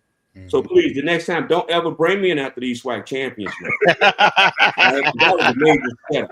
All right, don't do that again. Just get me on another show where nothing major like that has happened. Okay, because that's I hard promise to do a follow, segment. man. Look, we'll do a segment and then go to commercial and then bring you in. How about that? There I got you next time. Bring me in doing the commercial when nobody can see it anyway, and so that way we would have had this conversation. And but you know, to y'all point, it isn't about the president; it's about our students. So what I like to do is say, hey, look, we gonna be all right. We needed a shock effect to us as Rattlers, period, right? And we got it. This is the shock and all that we needed. Now, I hope that we have now galvanized ourselves, and everybody now is about let's give to the students, right? And I hear that, and I hear that. As they say to the people in the back room, to the amen corner, hear that, okay? So there are opportunities and ways to support our kids, man. And so what I'm telling you guys, my eyes is on the prize, which are the kids. No matter who the leader is, it's about these kids. And so thank you guys for keeping me in the fight, keeping me encouraged, because I need that as well. And those who support us, because as you all know, these negative things hurt us too. People don't want to give because they're wondering now, well, what's the state of affairs at FAMU? And when I get calls from Bethune-Cookman, oh my God. Now here we go. Now my bragging rights look different now, right? let me ask you, because you bring up, and it's something that we've seen. I don't know where, but I've seen it in a couple different places. People who are on the outside, we're sort of unique because we stay in the cycle with whether it be the different groups that we're in or just the fact that we are in this media space trying to inform all the time. But for somebody who is casual, and then they hear, you may have already heard their stories out there where people are saying, oh, I have so-and-so's mom who was thinking about sending their child or not sending their child back to FAMU. And so those of us who are, like you said, boots on the ground, trying to reach out, what is a good response? And I open this up not only to just you, Rick, but Marcus, Kelvin. What should be that response when we see that post or we hear that message about what's going on at FAMU? Should I really still send my son or daughter down there, et cetera, et cetera? Hey, before you answer, Rick, let me just jump in real quick because mine's going to be brief. FAMU is still great. It has always been great. It was great before this person, and it'll be great after this person. And our responsibility as alumni and people who love this university and who benefited from this university is to preserve and to take to another level the legacy of this university. And so in doing so, greatness, excellence. Our motto is excellence with Karen. That's still the standard.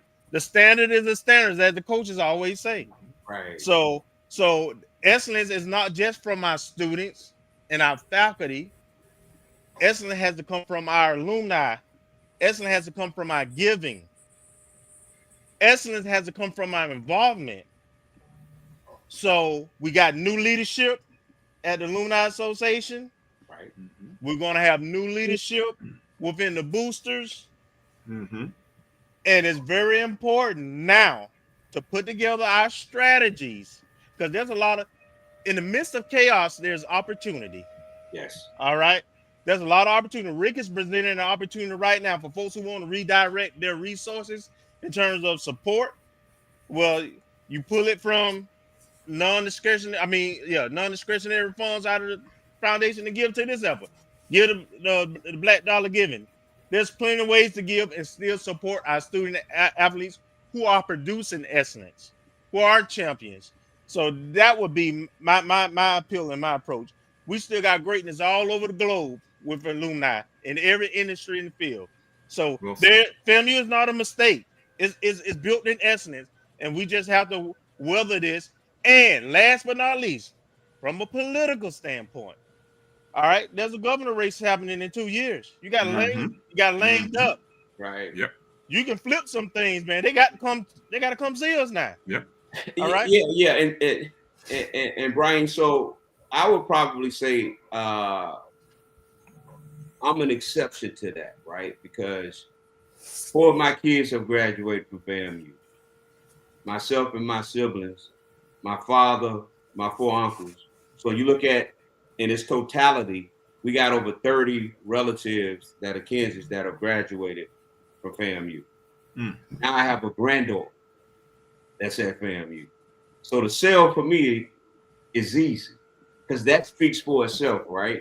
So then I give my time and my treasure, and I provide scholarships out of my personal funds from my high school that I went to Tampa Bay Tech to kids that are going to FAMU. Okay? Now, I put my money where my mouth is. And I said, so folks, if I didn't think FAMU was great, no matter what we're going through, everybody's going through something, right? The United States of America went through with this president. Look at the terrorists. Did you give up? The answer is no. This too will pass, right? Right. So I said, hey, we still great. Like you said, excellence are those kids. We got to change the caring though at FAMU, right? It's our kids out of excellence. I said, man, sir, if y'all don't let your kids go back now because they're facing some bumps in the road, what do you think you teach them in life? That's right. Life is going to have bumps in the road. Yeah. Is it not? Right? So they must see through this, okay? Just last week, 2 weeks ago, my daughter, I had to move her up to Atlanta because she's attending Emory. Baby girl, as y'all know, who graduated from FAMU, the last of the Mohicans, is now up in Atlanta at Emory. I was still keeping my eyes on the prize while I'm bending my knuckles, back hurting. I had to go to the VA hospital when I got back on muscle relaxers and everything else. Okay. But when I looked at her, and as I told you, in the midst of everything that we were going through, when I went and picked up my grandson, 6 years old, and I looked at him, and I said, I would still want him to go to FAMU right now. Those who follow me on social media, y'all know I call him my grandson, my Rattler grandson. Everybody's a Rattler something, right? My Rattler son who just did a show with CBS, 48 Hours Saturday, he's a producer. So when I see his name, and I'm always about my Rattler son, my Rattler daughter, my Rattler grandson. You know, everybody's a Rattler in my family. So I talk it through, right? Yep. Well before they get there. So Bryan, that's why I said mine is a easy sell because I said, folks, I still invest in because they are these kids, and what we do for the athletic program, it's an investment, right? So I believe in it. So if I turn and tuck my tail because we're facing something right now, then what have I done, right? So I would even go a little bit further if you don't mind. I mean, go ahead. We wouldn't be here, and we all have some struggles too at FAMU, right? Right. Somehow, some way, we saw it through. Okay, so it builds character. So if I'm gonna shift with the wind, you're gonna always shift. Good point. And so my thing is, like you said, Kelvin, FAMU is great today. FAMU is here today. It's gonna be here forever, right? And so I just hope that people don't get lost in the noise. And I like to tell them, okay, the president is still the president, right? I don't like Donald Trump, but I know that his time will end soon. So do I lead the United States because of that? The answer is no. Okay, so to y'all point, kids gonna continue to graduate. Okay, so it's hard. It's easy for me, Bryan, because again, 4 of my kids graduated from FAMU. So you know that's why. How can I talk bad about FAMU, right? I can't. Right. So that's why it's easy sell for me, man. And I always tell people, look, just look at what I do, right? I'm constantly up there, and we got this running joke that every time I come to Tallahassee, something must be going on, right? Because it's not football season. I'm like, well, what made you say that, right? So, but no, man, we got to keep, like Kelvin said, and y'all do the same thing on this show, right? Yeah. We don't run and tuck our tail. We got to stand behind it. And if you don't stand for something, guess what they say? You'll fall for anything. That's right. So I stand. Yeah. Marcus, you wanna add anything? I mean, pretty much both summed it up pretty well. But once again, it's an opportunity, as Mr. Kinsey said, during our eras at FAMU, and every era has gone through something. You know, whether we were still in a period of segregation and Jim Crow, and then, you know, coming through 70s and 80s, and Dr. Smith had to fend off Florida State and takeovers in the 80s. You know, we were turning some things around, but there were still issues with the College of Engineering. And so every era has had something. So there's not a need, and the casual person wouldn't know that. Right. So it may be incumbent upon us, those who know the history, and FAMU will be around, what, I think we get our 140th anniversary in 2027. So, you know, we can't last that long without weathering some storms. And That's right. President, we're on our 13th president. Right. Yep. So what that says is school lasts longer than a president. Amen. So we just have to make sure, and anyone who's a casual person and that may pull or say, I don't want to send my kid down there because of certain situations, well, then maybe that's just not, you know, that's not the place. And, you know, I'm fine with that. But for the folks who do come and want to come and make a difference, or at least be a part of that legacy, then, you know, the open arms. Good stuff. Rick, as you saw, I posted again a way for people to support this golf fundraiser by texting FAMU Golf to 41444, and they could choose to give at any donation amount. You know, it could be as low as $25, or you got, as I'm looking at the info that you said, 4 levels, right? Yeah, the 4 levels. 1,000, 750, 500, 250, and we threw in $100 as sponsors. But to your point, Bryan, we gotten $25 donors. Yeah. And so we don't want people to be discouraged by that. Oh, okay. No. We want you to give whatever it is you would like to give. And but I know I got some heavy hitters out there, $1,000 guys. They'll sit back in hiding, right? And as you can see, that I wish you had I don't know if I gave you guys a picture of the driving range, because people don't know it's there. But when we erect these canopies, and they're gonna see it, you know. Keep talking. I'm gonna find it. I know it's somewhere. I'm gonna find it. Yeah. And it's funny because when you tell people that something, we got a driving range, I say, yeah, we got a driving range on the campus, right? And it reminds me of a miniature Top Golf, right? But when they see these canopies, man, then they gonna know exactly where it is, because it's literally right behind the Took Center. So as you're going down, the baseball field is on the right, the rec center activities for the students are on the left. Because somebody said, I thought that was a batting cage over there. I said, no, man, that's the driving range for the golf team, right? So when we erect those canopies, they will see it, and so yeah, man, that's why I say I appreciate you guys, and we appreciate everybody who supports our initiatives, and thank you all for keeping it in the light. Vaughn has done that with the with the 220. And last night, there you go. They gave us an opportunity to. I spoke with the boosters, so hopefully they'll throw in some money as well. So yeah, that's it, man. And so again, people didn't know it was there, right? And so it was like, yeah, they got that. I said, yeah. So when you're in town, bring your clubs and go over there and see just how good you are. And that is open to the public? Well, Bryan, we could probably make that happen, But see, they won't have a problem letting you guys in there. Oh, sure. But I think if you go over there, you can't take a whole, I can't take 30 people over there, right? It actually, you could probably get 6 guys on the pad right there. To hit down range, but it's nice. It's nice, man, and that's why I was telling Coach SCC, and I'm working with AD. We have to advertise these type things, right? Because people don't know that they're there.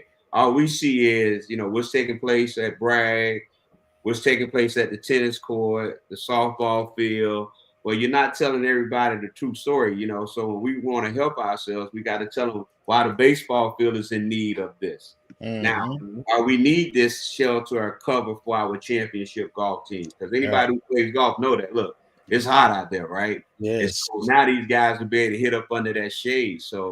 But yeah, man, when we get it up, you know, we got some logos that's gonna go in there real nice. It's something that everybody would be proud of.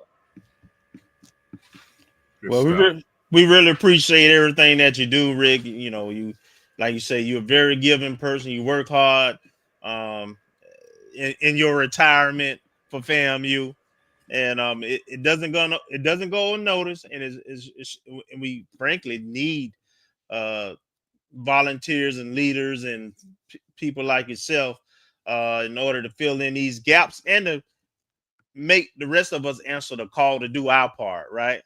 You know, it only take a few, and a group will follow. So I appreciate your leadership on this. Yeah, and I thank you guys so very much, and you all keep doing what you're doing, because I think it's very, very important that Rattlers understand, and you all are a voice, and you give it and you keep it real. So thank you so very much for allowing me to be on. Okay. Thank you for coming on. All right. Thank you so much. All right, guys. Have a great evening. All right, you too. Again, make sure to hit up text FAMU Golf to 41444. Again, you could be a part of bringing that Canopy to the golf program. Championship program. Golf program.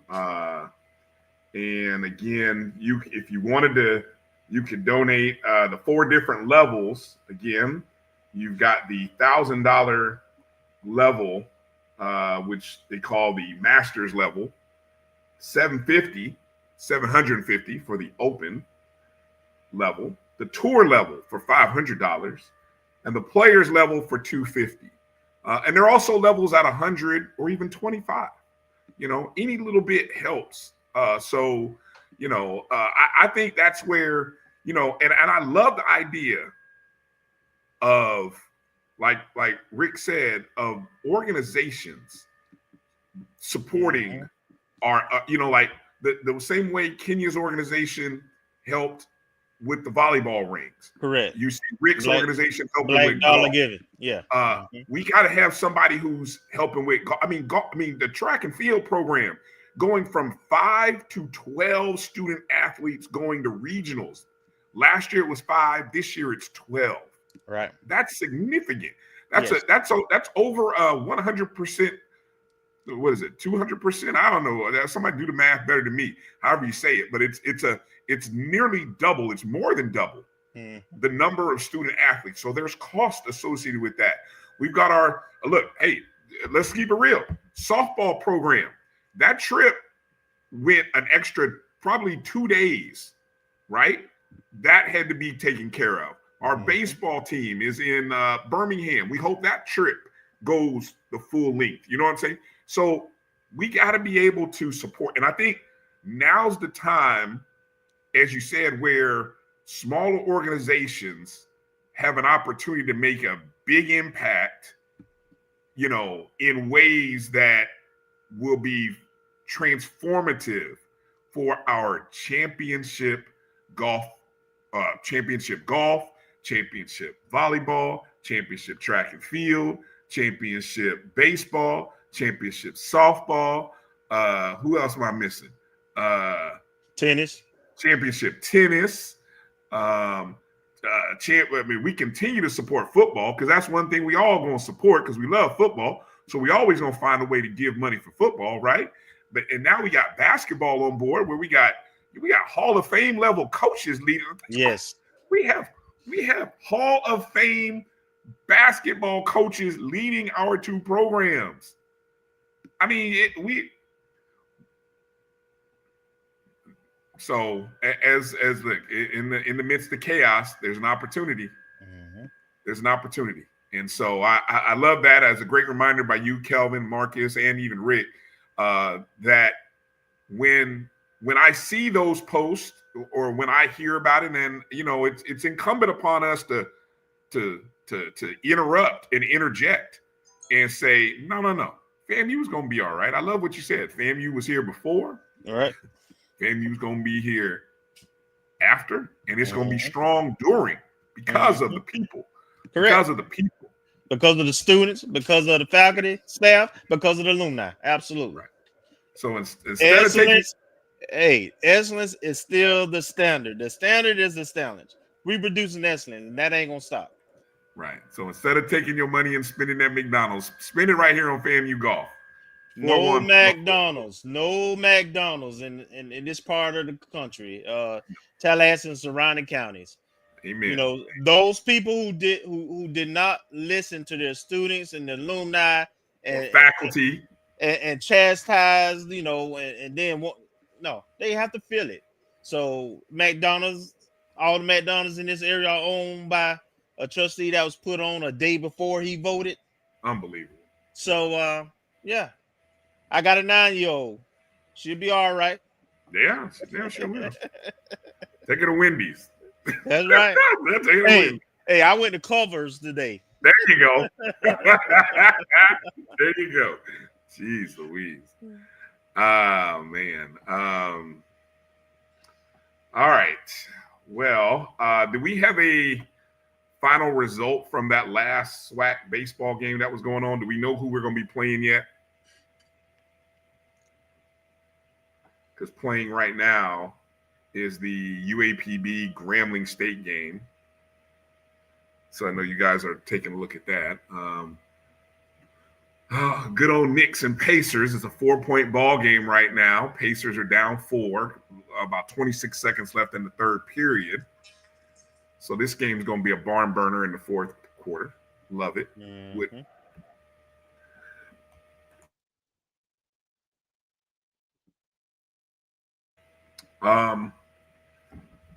Marcus, do you have any updated recruiting information that you want to go through over the past week? Any of the new signees? We've had a couple in basketball. We've had some in softball. You're on mute. Yeah, I've been updating between interviews. That's all right. So I'm way behind, but I was just looking up information on our commit today, Antonio Baker, and he's got some basketball, right? Yes, basketball. I'm sorry, men's basketball. Antonio Baker, Jr. He was and props to you guys and to Liv. I think retweeted early this morning. I think it came last night or overnight. I made the Division I Panhandle Conference All Conference first team, but also as a high school player at Savannah out of Johnson High School. So I know Gerald might know him. I might keep tracks of him. He was named to the 2022-23 Hoop Scene Georgia Class 3A All-State Boys Team first team, and also Savannah Morning News All Greater Savannah Boys Basketball Team.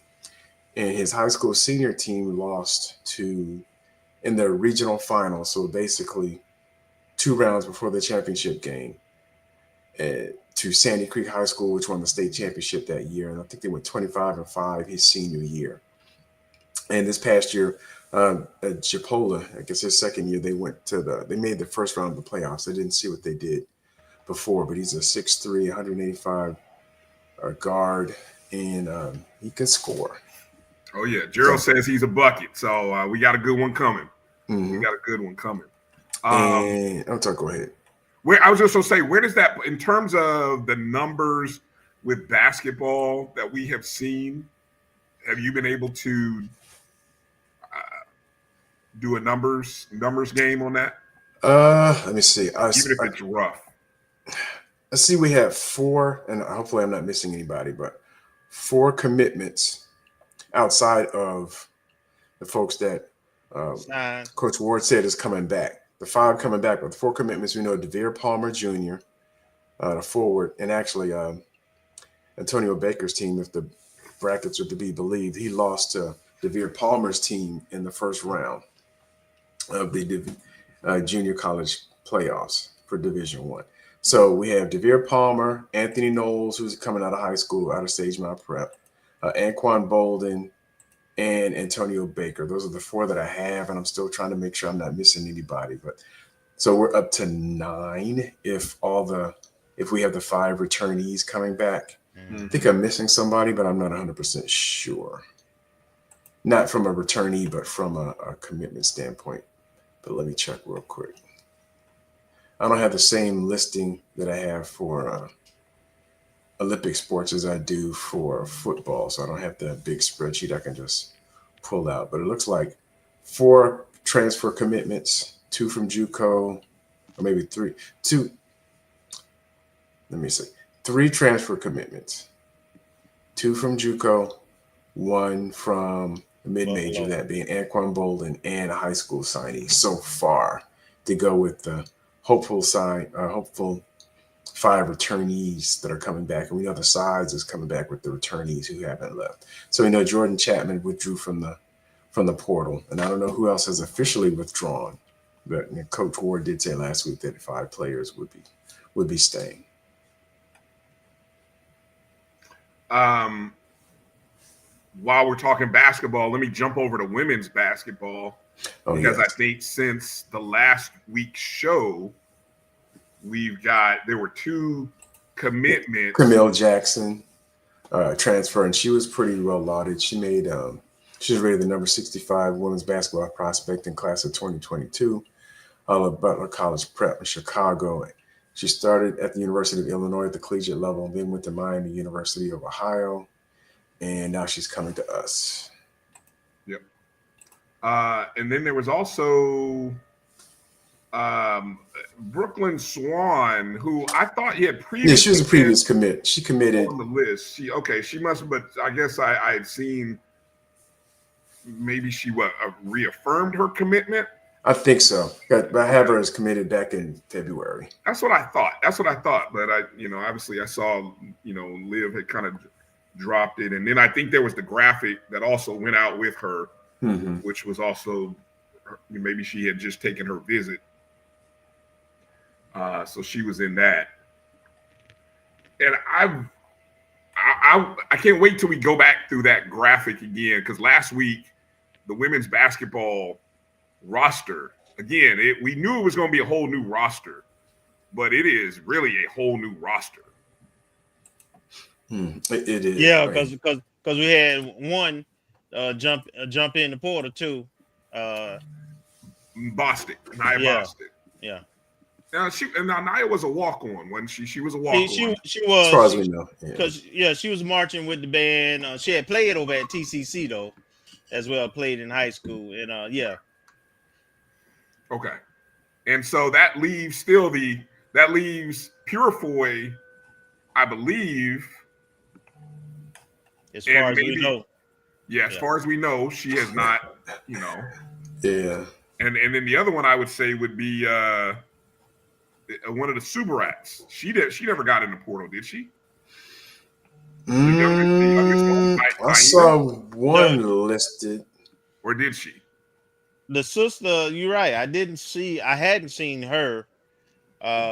Yvette, the starter, the one who played the most, did, but I thought she graduated. I thought she graduated though. But I don't recall the other one. All right. Well, again, I know hopefully soon we'll get Coach Gordon. I know, she might be watching, she might be catching us. Coach, we still waiting on you to come in. We still waiting on you to come in, Coach. We still got room for you whenever you want to come in and give us the. She said she in the kitchen. I know she's cooking. She's cooking. I know. I'm not gonna mess with Mama when she's cooking. I learned that lesson a long time ago. So I would just sit on the other side of the counter and be like this. Come on. So it's all good. It's all good. Let's see. We did pick up the couple of volleyball commits. Yeah, go ahead. Hit the volleyball commits. What we got? We did talk about Sanaya Mariex. She committed maybe a couple of weeks ago. Right. She signed on May 8th. But we picked up Jordan Douglas, whom Coach talked about last week. And she actually gave us the name, so we did a little digging. And She was named Player of the Year for Alabama Community College Conference, and Player of the Year and first team, and she's an outfielder and utility. So I think we're picking up some bats because between her and the other young lady, Michaela Fernandez, I think she committed yesterday. Right, Seminole State. Seminole State College. So good, both good of them player. look like. I know. I've got a friend a coach who knows her very well. Spoke very highly of her. Very good player. So. And we had a visit by someone who actually won a junior college national championship last year, Princess Arredondo. She posted a photo on social media the 16th, which was this past weekend.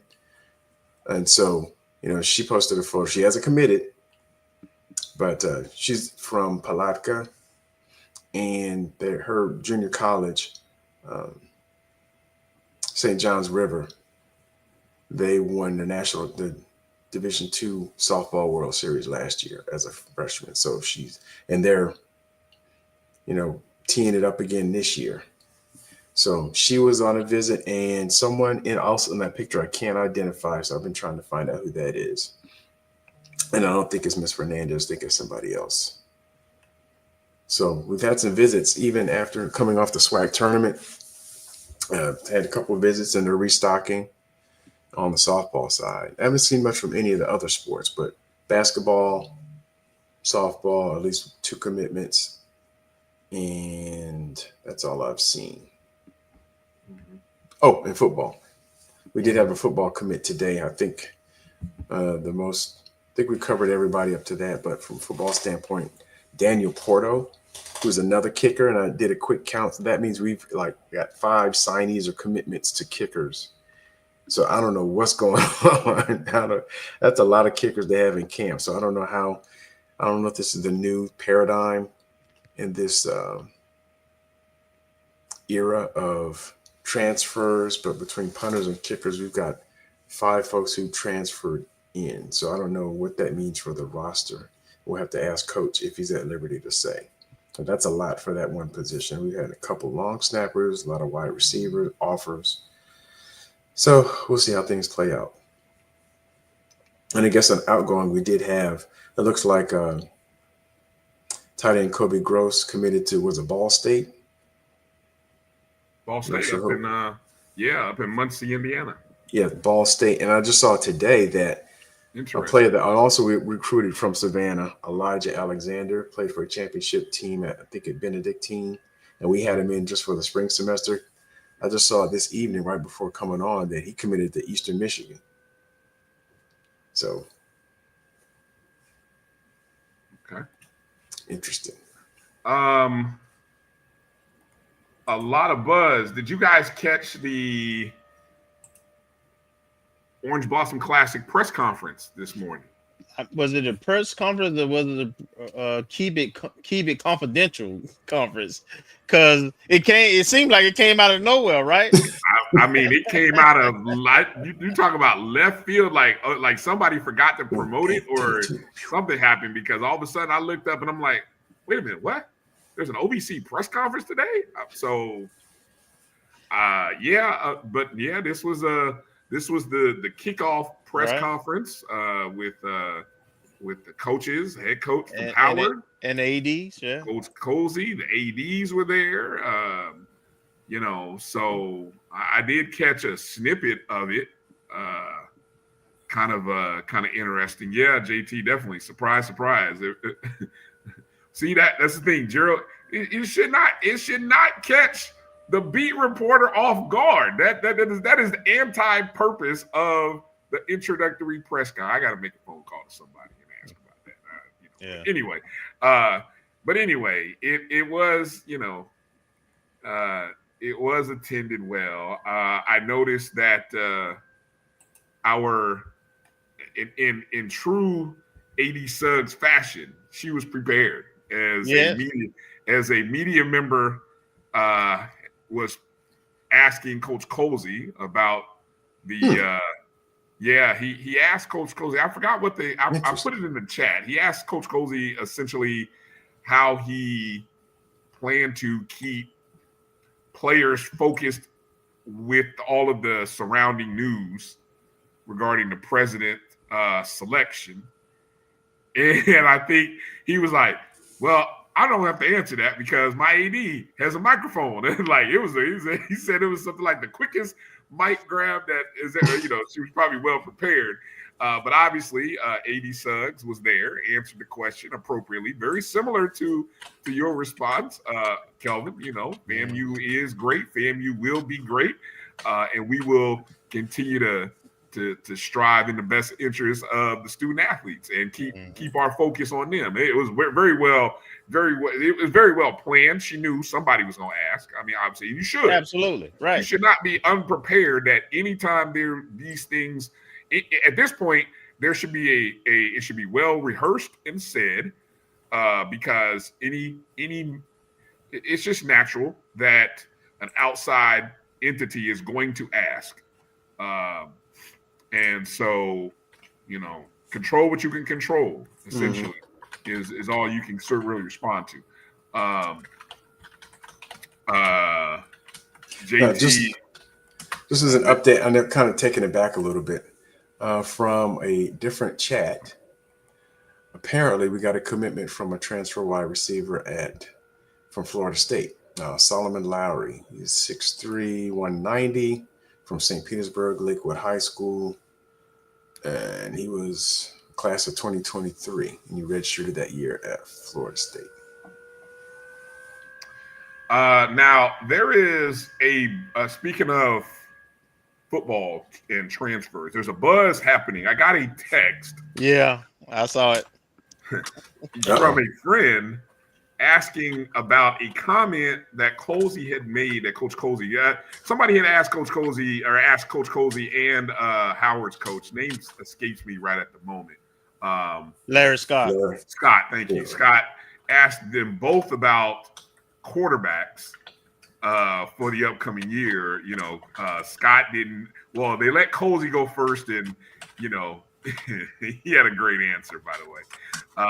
But I guess at some point he had mentioned something about that there is a new or a potential for another quarterback entering the mix. Now, this is outside of Tyler Jefferson. Outside of the guys who played in the spring, of course, Miratovic wasn't at the spring game. But as far as we know, the current quarterbacks are all going to be a part of it. Then you have the Toledo transfer. RJ Johnson. Okay, thank you. But I've just seen posted that there's an official visit coming by a young man by the name of Jet Petty. He was offered a couple of weeks ago. PDDY. Oh, he was offered. Yeah. Okay, so here's the bio on Petty. Petty, Peddy. 6'2", 195. It was a first-team all-conference, top 5 passer in California. Played at what was the name of the JUCO he was at? I'm looking here on the site on his saying page. Something. Let me see. 2025 offer. Well, I'll get it to you. Okay, here's his statistics from last year. 2,706 yards passing, 23 touchdowns, only 5 interceptions.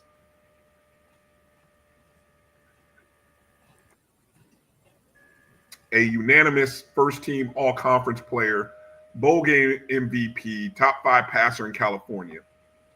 The first name is Jet, J-E-T-T. Last name Petty, P-E-D-D-Y. He's all set to make he's making an official visit, I believe, this upcoming weekend, the 23rd to the 24th. Yes, he's a class of 22 from Torrance High School. and played at Long Beach Community College. LBCC. Yep, I'm looking at the uniform. Long Beach Community College.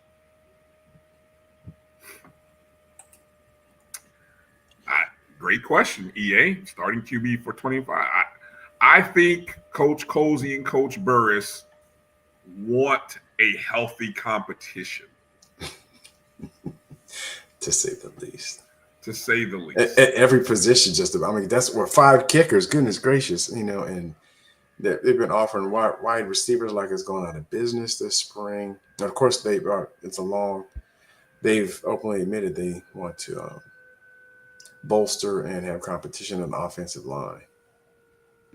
And we'll ask once we get Coach on again, but I would imagine some of this is dealing with the unknown of roster management, with the settlement pending, as well as the NIL and not just, having some depth at position so that if a kid performs, because that question did come up also at the Orange Blossom Classic about the roster management under these kind of when you're better players, if they have a good year, they moving up, getting these offers. So I think it's both short and I think they want the competition. Iron sharpens iron, but I also think that they want to make sure they have enough talent there. So if they lose someone, they still in a good position. Mm-hmm. Yeah.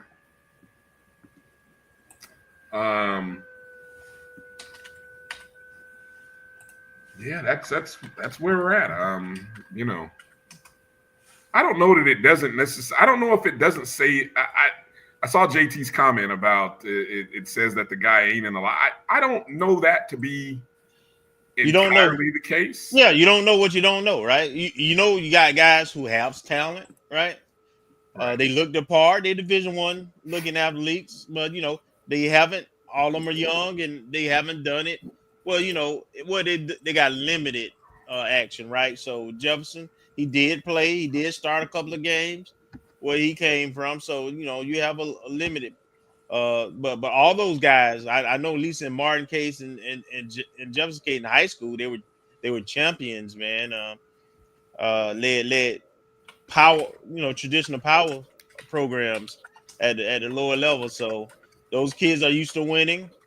They have the size you were looking for. They have pretty good athleticism. It's just that they just haven't had opportunity yet. Here's the thing, it's always interesting, and we always have to remember this. The quarterback position is the one position where think of it like this. In all other positions, you have depth of 2 to 3 levels, right? Because whether it be injury or just rising to the competition, the cream rises to the top, right? But multiple guys get an opportunity. So you could have 9 receivers and your 4 to 5 will get game time action. You could have 6 running backs. 2 to 3 will get game action. But quarterback position, only one guy usually gets the call on game day. But you still, I think, want to have 4 or 5. Hell, if you can get 6 guys, because you never know what might happen, injury, other circumstances. I don't want anybody quarterback in my team who's afraid of competition. Put it like that. So, it sounds weird, but you want to have somebody who's willing to compete. All right. And that's what they're trying to find. Especially exactly. When Richardson went down, we looked horrible. We without a doubt. I mean, we didn't think we would, but we did. Excuse me. So, I mean, we only had one person that played, though, right? Yeah. I mean, your boy, right? Wow.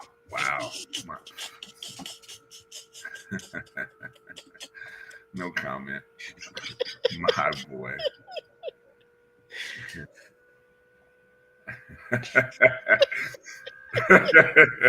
I'm gonna just let you head that one. I'm gonna let you head that one. I had to get you. Yeah, that's a good one. I'm gonna let you head that. I'm gonna let you head that. That's all right. Well, no, things up. I'm gonna put it on Keith. Things up, boy. Thank you. That was more his boy than mine. You talk about dying on a hill, boy. He was. I tried to be like, no, let that go. No, I didn't. That ship is sailed. Let that go, brother. All right. So last update, as you saw, thanks to Gail, Grambling was up 10-2 baseball tournament. So there's a probability, unless UAPB somehow turns it around, that we're going to play Grambling tomorrow. I want to, if I go back and look at the schedule of the tournament again. Oh, I took that graphic off. Well, what time is that game? Is that the 6 o'clock game? Yeah, we're the 6 o'clock game. Okay, yeah. So 6 o'clock game tomorrow. Edge rusher. Are we still waiting on an edge rusher? JT says we're still waiting on an edge. Yes. I thought I saw a young man. We did sign. Rusher. We did sign one, but they still trying to bring in another. Okay. I think we have one committed. I don't know if he signed. You on mute, Marcus. You on mute, Marcus. Yeah, I don't know. Yeah, Larry Jones III out of Lakeland, I think a couple weeks ago committed. Yeah. Antonio Rozier. That's right. Kelvin's cousin. Presumably.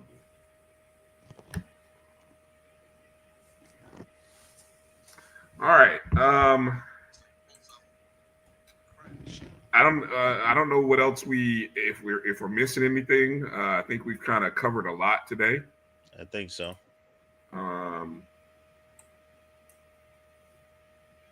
Any final thoughts or ads there, Kelvin or Marcus? No. Nothing I could think of. Oh, I'll say congratulations to Artisha Polk, who was elected as the new president of the National Alumni Association. 92 in the House, freshman 92. And Ashley Cooper, who's the first vice. We need to make sure we support them and join our DSOs now more than ever and get involved with leadership so that our voices are heard and we establish these relationships now on the front end, because there will be a presidential search again within the next 2 years. That's going to be this is not a long-term solution.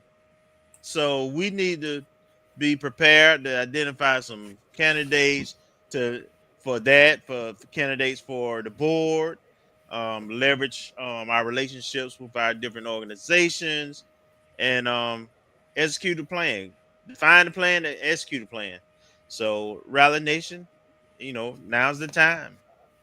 We can't wait this time. We got to be proactive. What do you got, Marcus? Any final thoughts? Make sure I'm not on mute. You're good. Okay. Yeah, we just got to keep nose to the grindstone and be ever attentive. They kind of snuck this one underneath, over the years. And as far as our school is going to stand strong, and the alumni are gonna hold everyone accountable. We've seen what we're up against on a national scale and in a state scale, and now it's hitting locally. So now we're going to be ever vigilant, and I know we're up to the task. Hey, at the end of the day, Rally Nation, put your money on Rally Nation. Rally Nation don't lose. We might lose a battle, but we don't lose wars, right? So, Rally Nation Rally Nation gonna Rally Nation, all right? Come on, Rally Nation. I think it will be interesting to kind of watch and see what our plans and strategies are. I think we have as we talked about, we got a tremendous opportunity in front of us, and it's a great opportunity for people to invest their dollars into our championship athletic programs, and we'll wait to see. I've read some interesting articles, read some, I got a chance to hear the podcast, the one featuring Gillum and Dr. Is it Grant? You're on mute. Yeah, Kanisha Grant, and actually my friend Monica Williams, one of my SBI classmates. So I mean, that was a good podcast. That was some great. That was good commentary, and it just reminds us that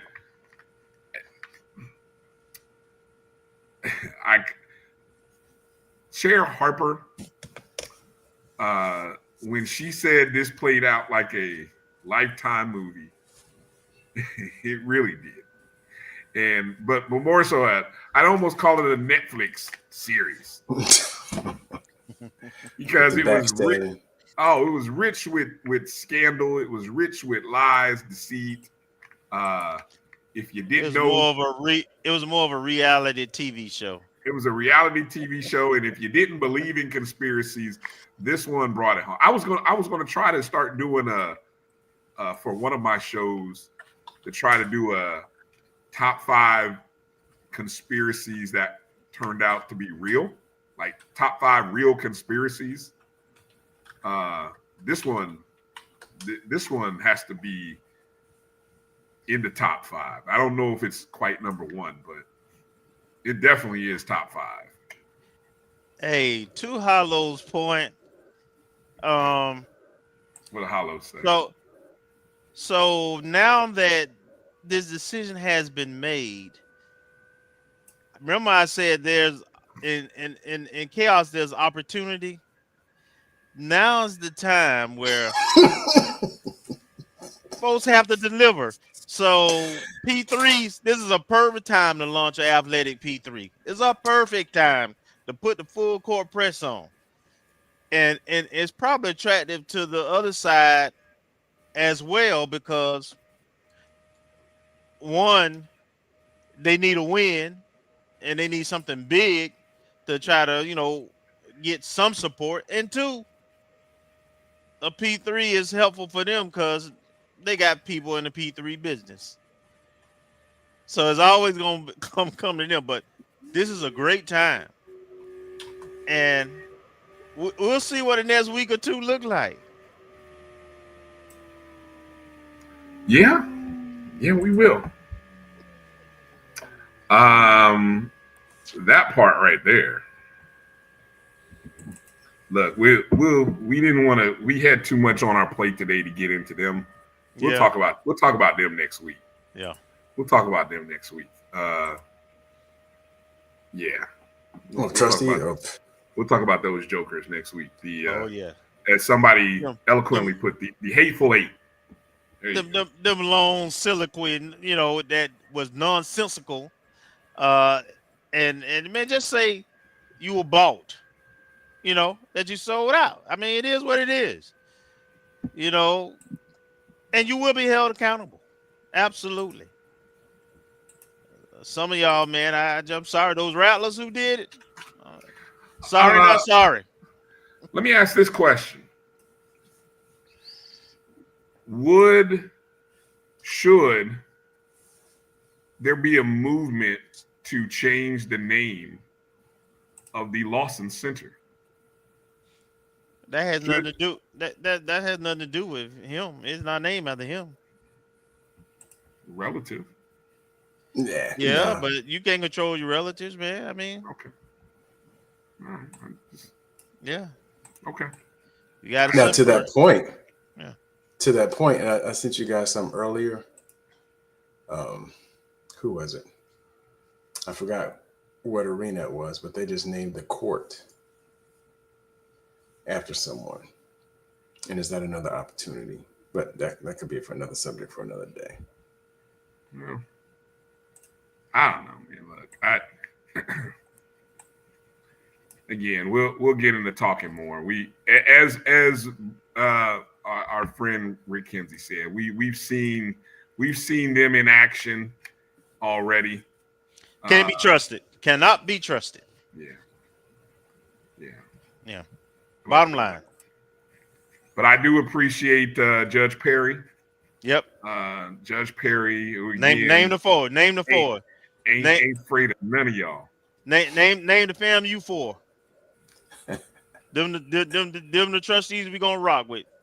Is that what we call them, the FAMU four? The fam, yeah. I just came up with it. The FAMU four. The FAMU four. Where did I see their names? Obviously, Chair Harper, Judge Perry, Craig Reed, and SGA President Zayla. Is it Bryant? Bryant, my homegirl. Zayla Bryant from Atlanta. And she's the SGA president for the 25-26 year, correct? Yes. And actually, I have it in a text file. I don't think I sent it to you, but I copied the BOT. You know what? Somehow we've got to get her on the show, because I feel like we got to find a way. And look, we've talked. I love the fact that we get a chance to talk to student athletes. Yep. But from and look, whether we've served in student government back or somehow worked in student activities or different things when we were on campus, I would love to hear from her perspective the issues that not only just the issues that concern students today, but also how students can be more engaged. Because that's something that I think we talk about as alums, that, what is it that the student body, where is the disconnect? What is it that students, is it really a thing about having more distractions, more activities, more things to do? Where's the disconnect? How can more students be engaged than what it appears? And again, I'm going off what I see, right? But I would love to be able to have her on, because I think she's an outstanding voice. And again, we want to make sure we lift her up and support her the same way we're going to support, and lift up Craig Reed, Trustee Harper, and Judge Perry, and so, we may not always agree on things, but we know they for FAMU. Yeah, absolutely. We know they are for FAMU. They stood on business last week. Yeah. All right. Well, all right, folks. My Pacers are down 5 with 34 seconds to go, which means Reggie Miller time. If that happens, Kelvin, I will be talking ish for the rest of the week. If we come back down 5 with 34 seconds left, and every New York Knicks fan in that building has got to be remembering what happened 30 years ago, 25 years ago, I would vote. At this point, I'd vote for it. They wouldn't do it, though. They don't want that smoke. All right. Let's get out of here, fellas. Again, got to thank our student athletes and our head coach, Coach Ellenwood, Nia Blocker, Arayana Ladson, Katelynn Smith, Kirk Dawkins, all of them. Thank you guys for coming on the show. And all of them will be competing in the NCAA regionals, which are next week, Wednesday through Saturday, beginning May 28th. So look out for more information on that. FAMUathletics.com for the full list. 12 student athletes is what we learned.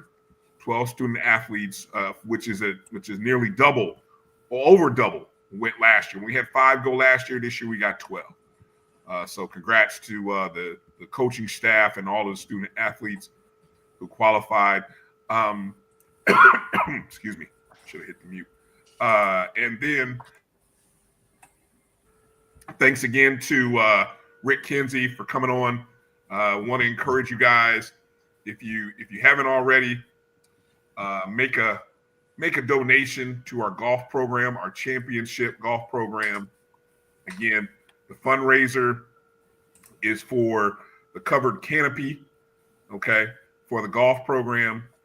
Again, so text FAMU Golf to 41444. All right. And you can donate at any level, but they have set levels of 1,000, 750, 500, 250, 100, 25, whatever amount you want to give. But let's invest in champions. That's right. To use a popular phrase that we like to throw around, but this time we really are investing in champions. All right. Encourage everybody to go check out the BCSN Pod Zone. The podcast features all of the shows that are on the Black College Sports Network. Can be found on Spotify, Amazon Music, iHeartRadio, Apple Podcasts, and Google Podcasts. Everywhere that you listen to podcasts, download, rate, review, subscribe. It's all helpful. We've seen a great uptick in numbers. That's partly because of you. Well, all because of you. So we appreciate you guys for tuning in, downloading the show. Yeah. All right. Good time, Ashton. Yes, Ashton said, "Hey, it's winning time, Ashton. It's that point. It's that point where we pull off the miracle here. So get ready. Get ready. Knicks fans are about to their Knicks are about to let you down." I love it. All right, that's gonna do it. So for Marcus and Kelvin, I'm Bryan. Rattler Nation, be well, stay vigilant, stay strong, keep fighting. Unite. Resist, and more importantly, fangs up, keep striking, and strike again. Don't let up. Don't let up. Don't let up. All right. Peace out. Jesus.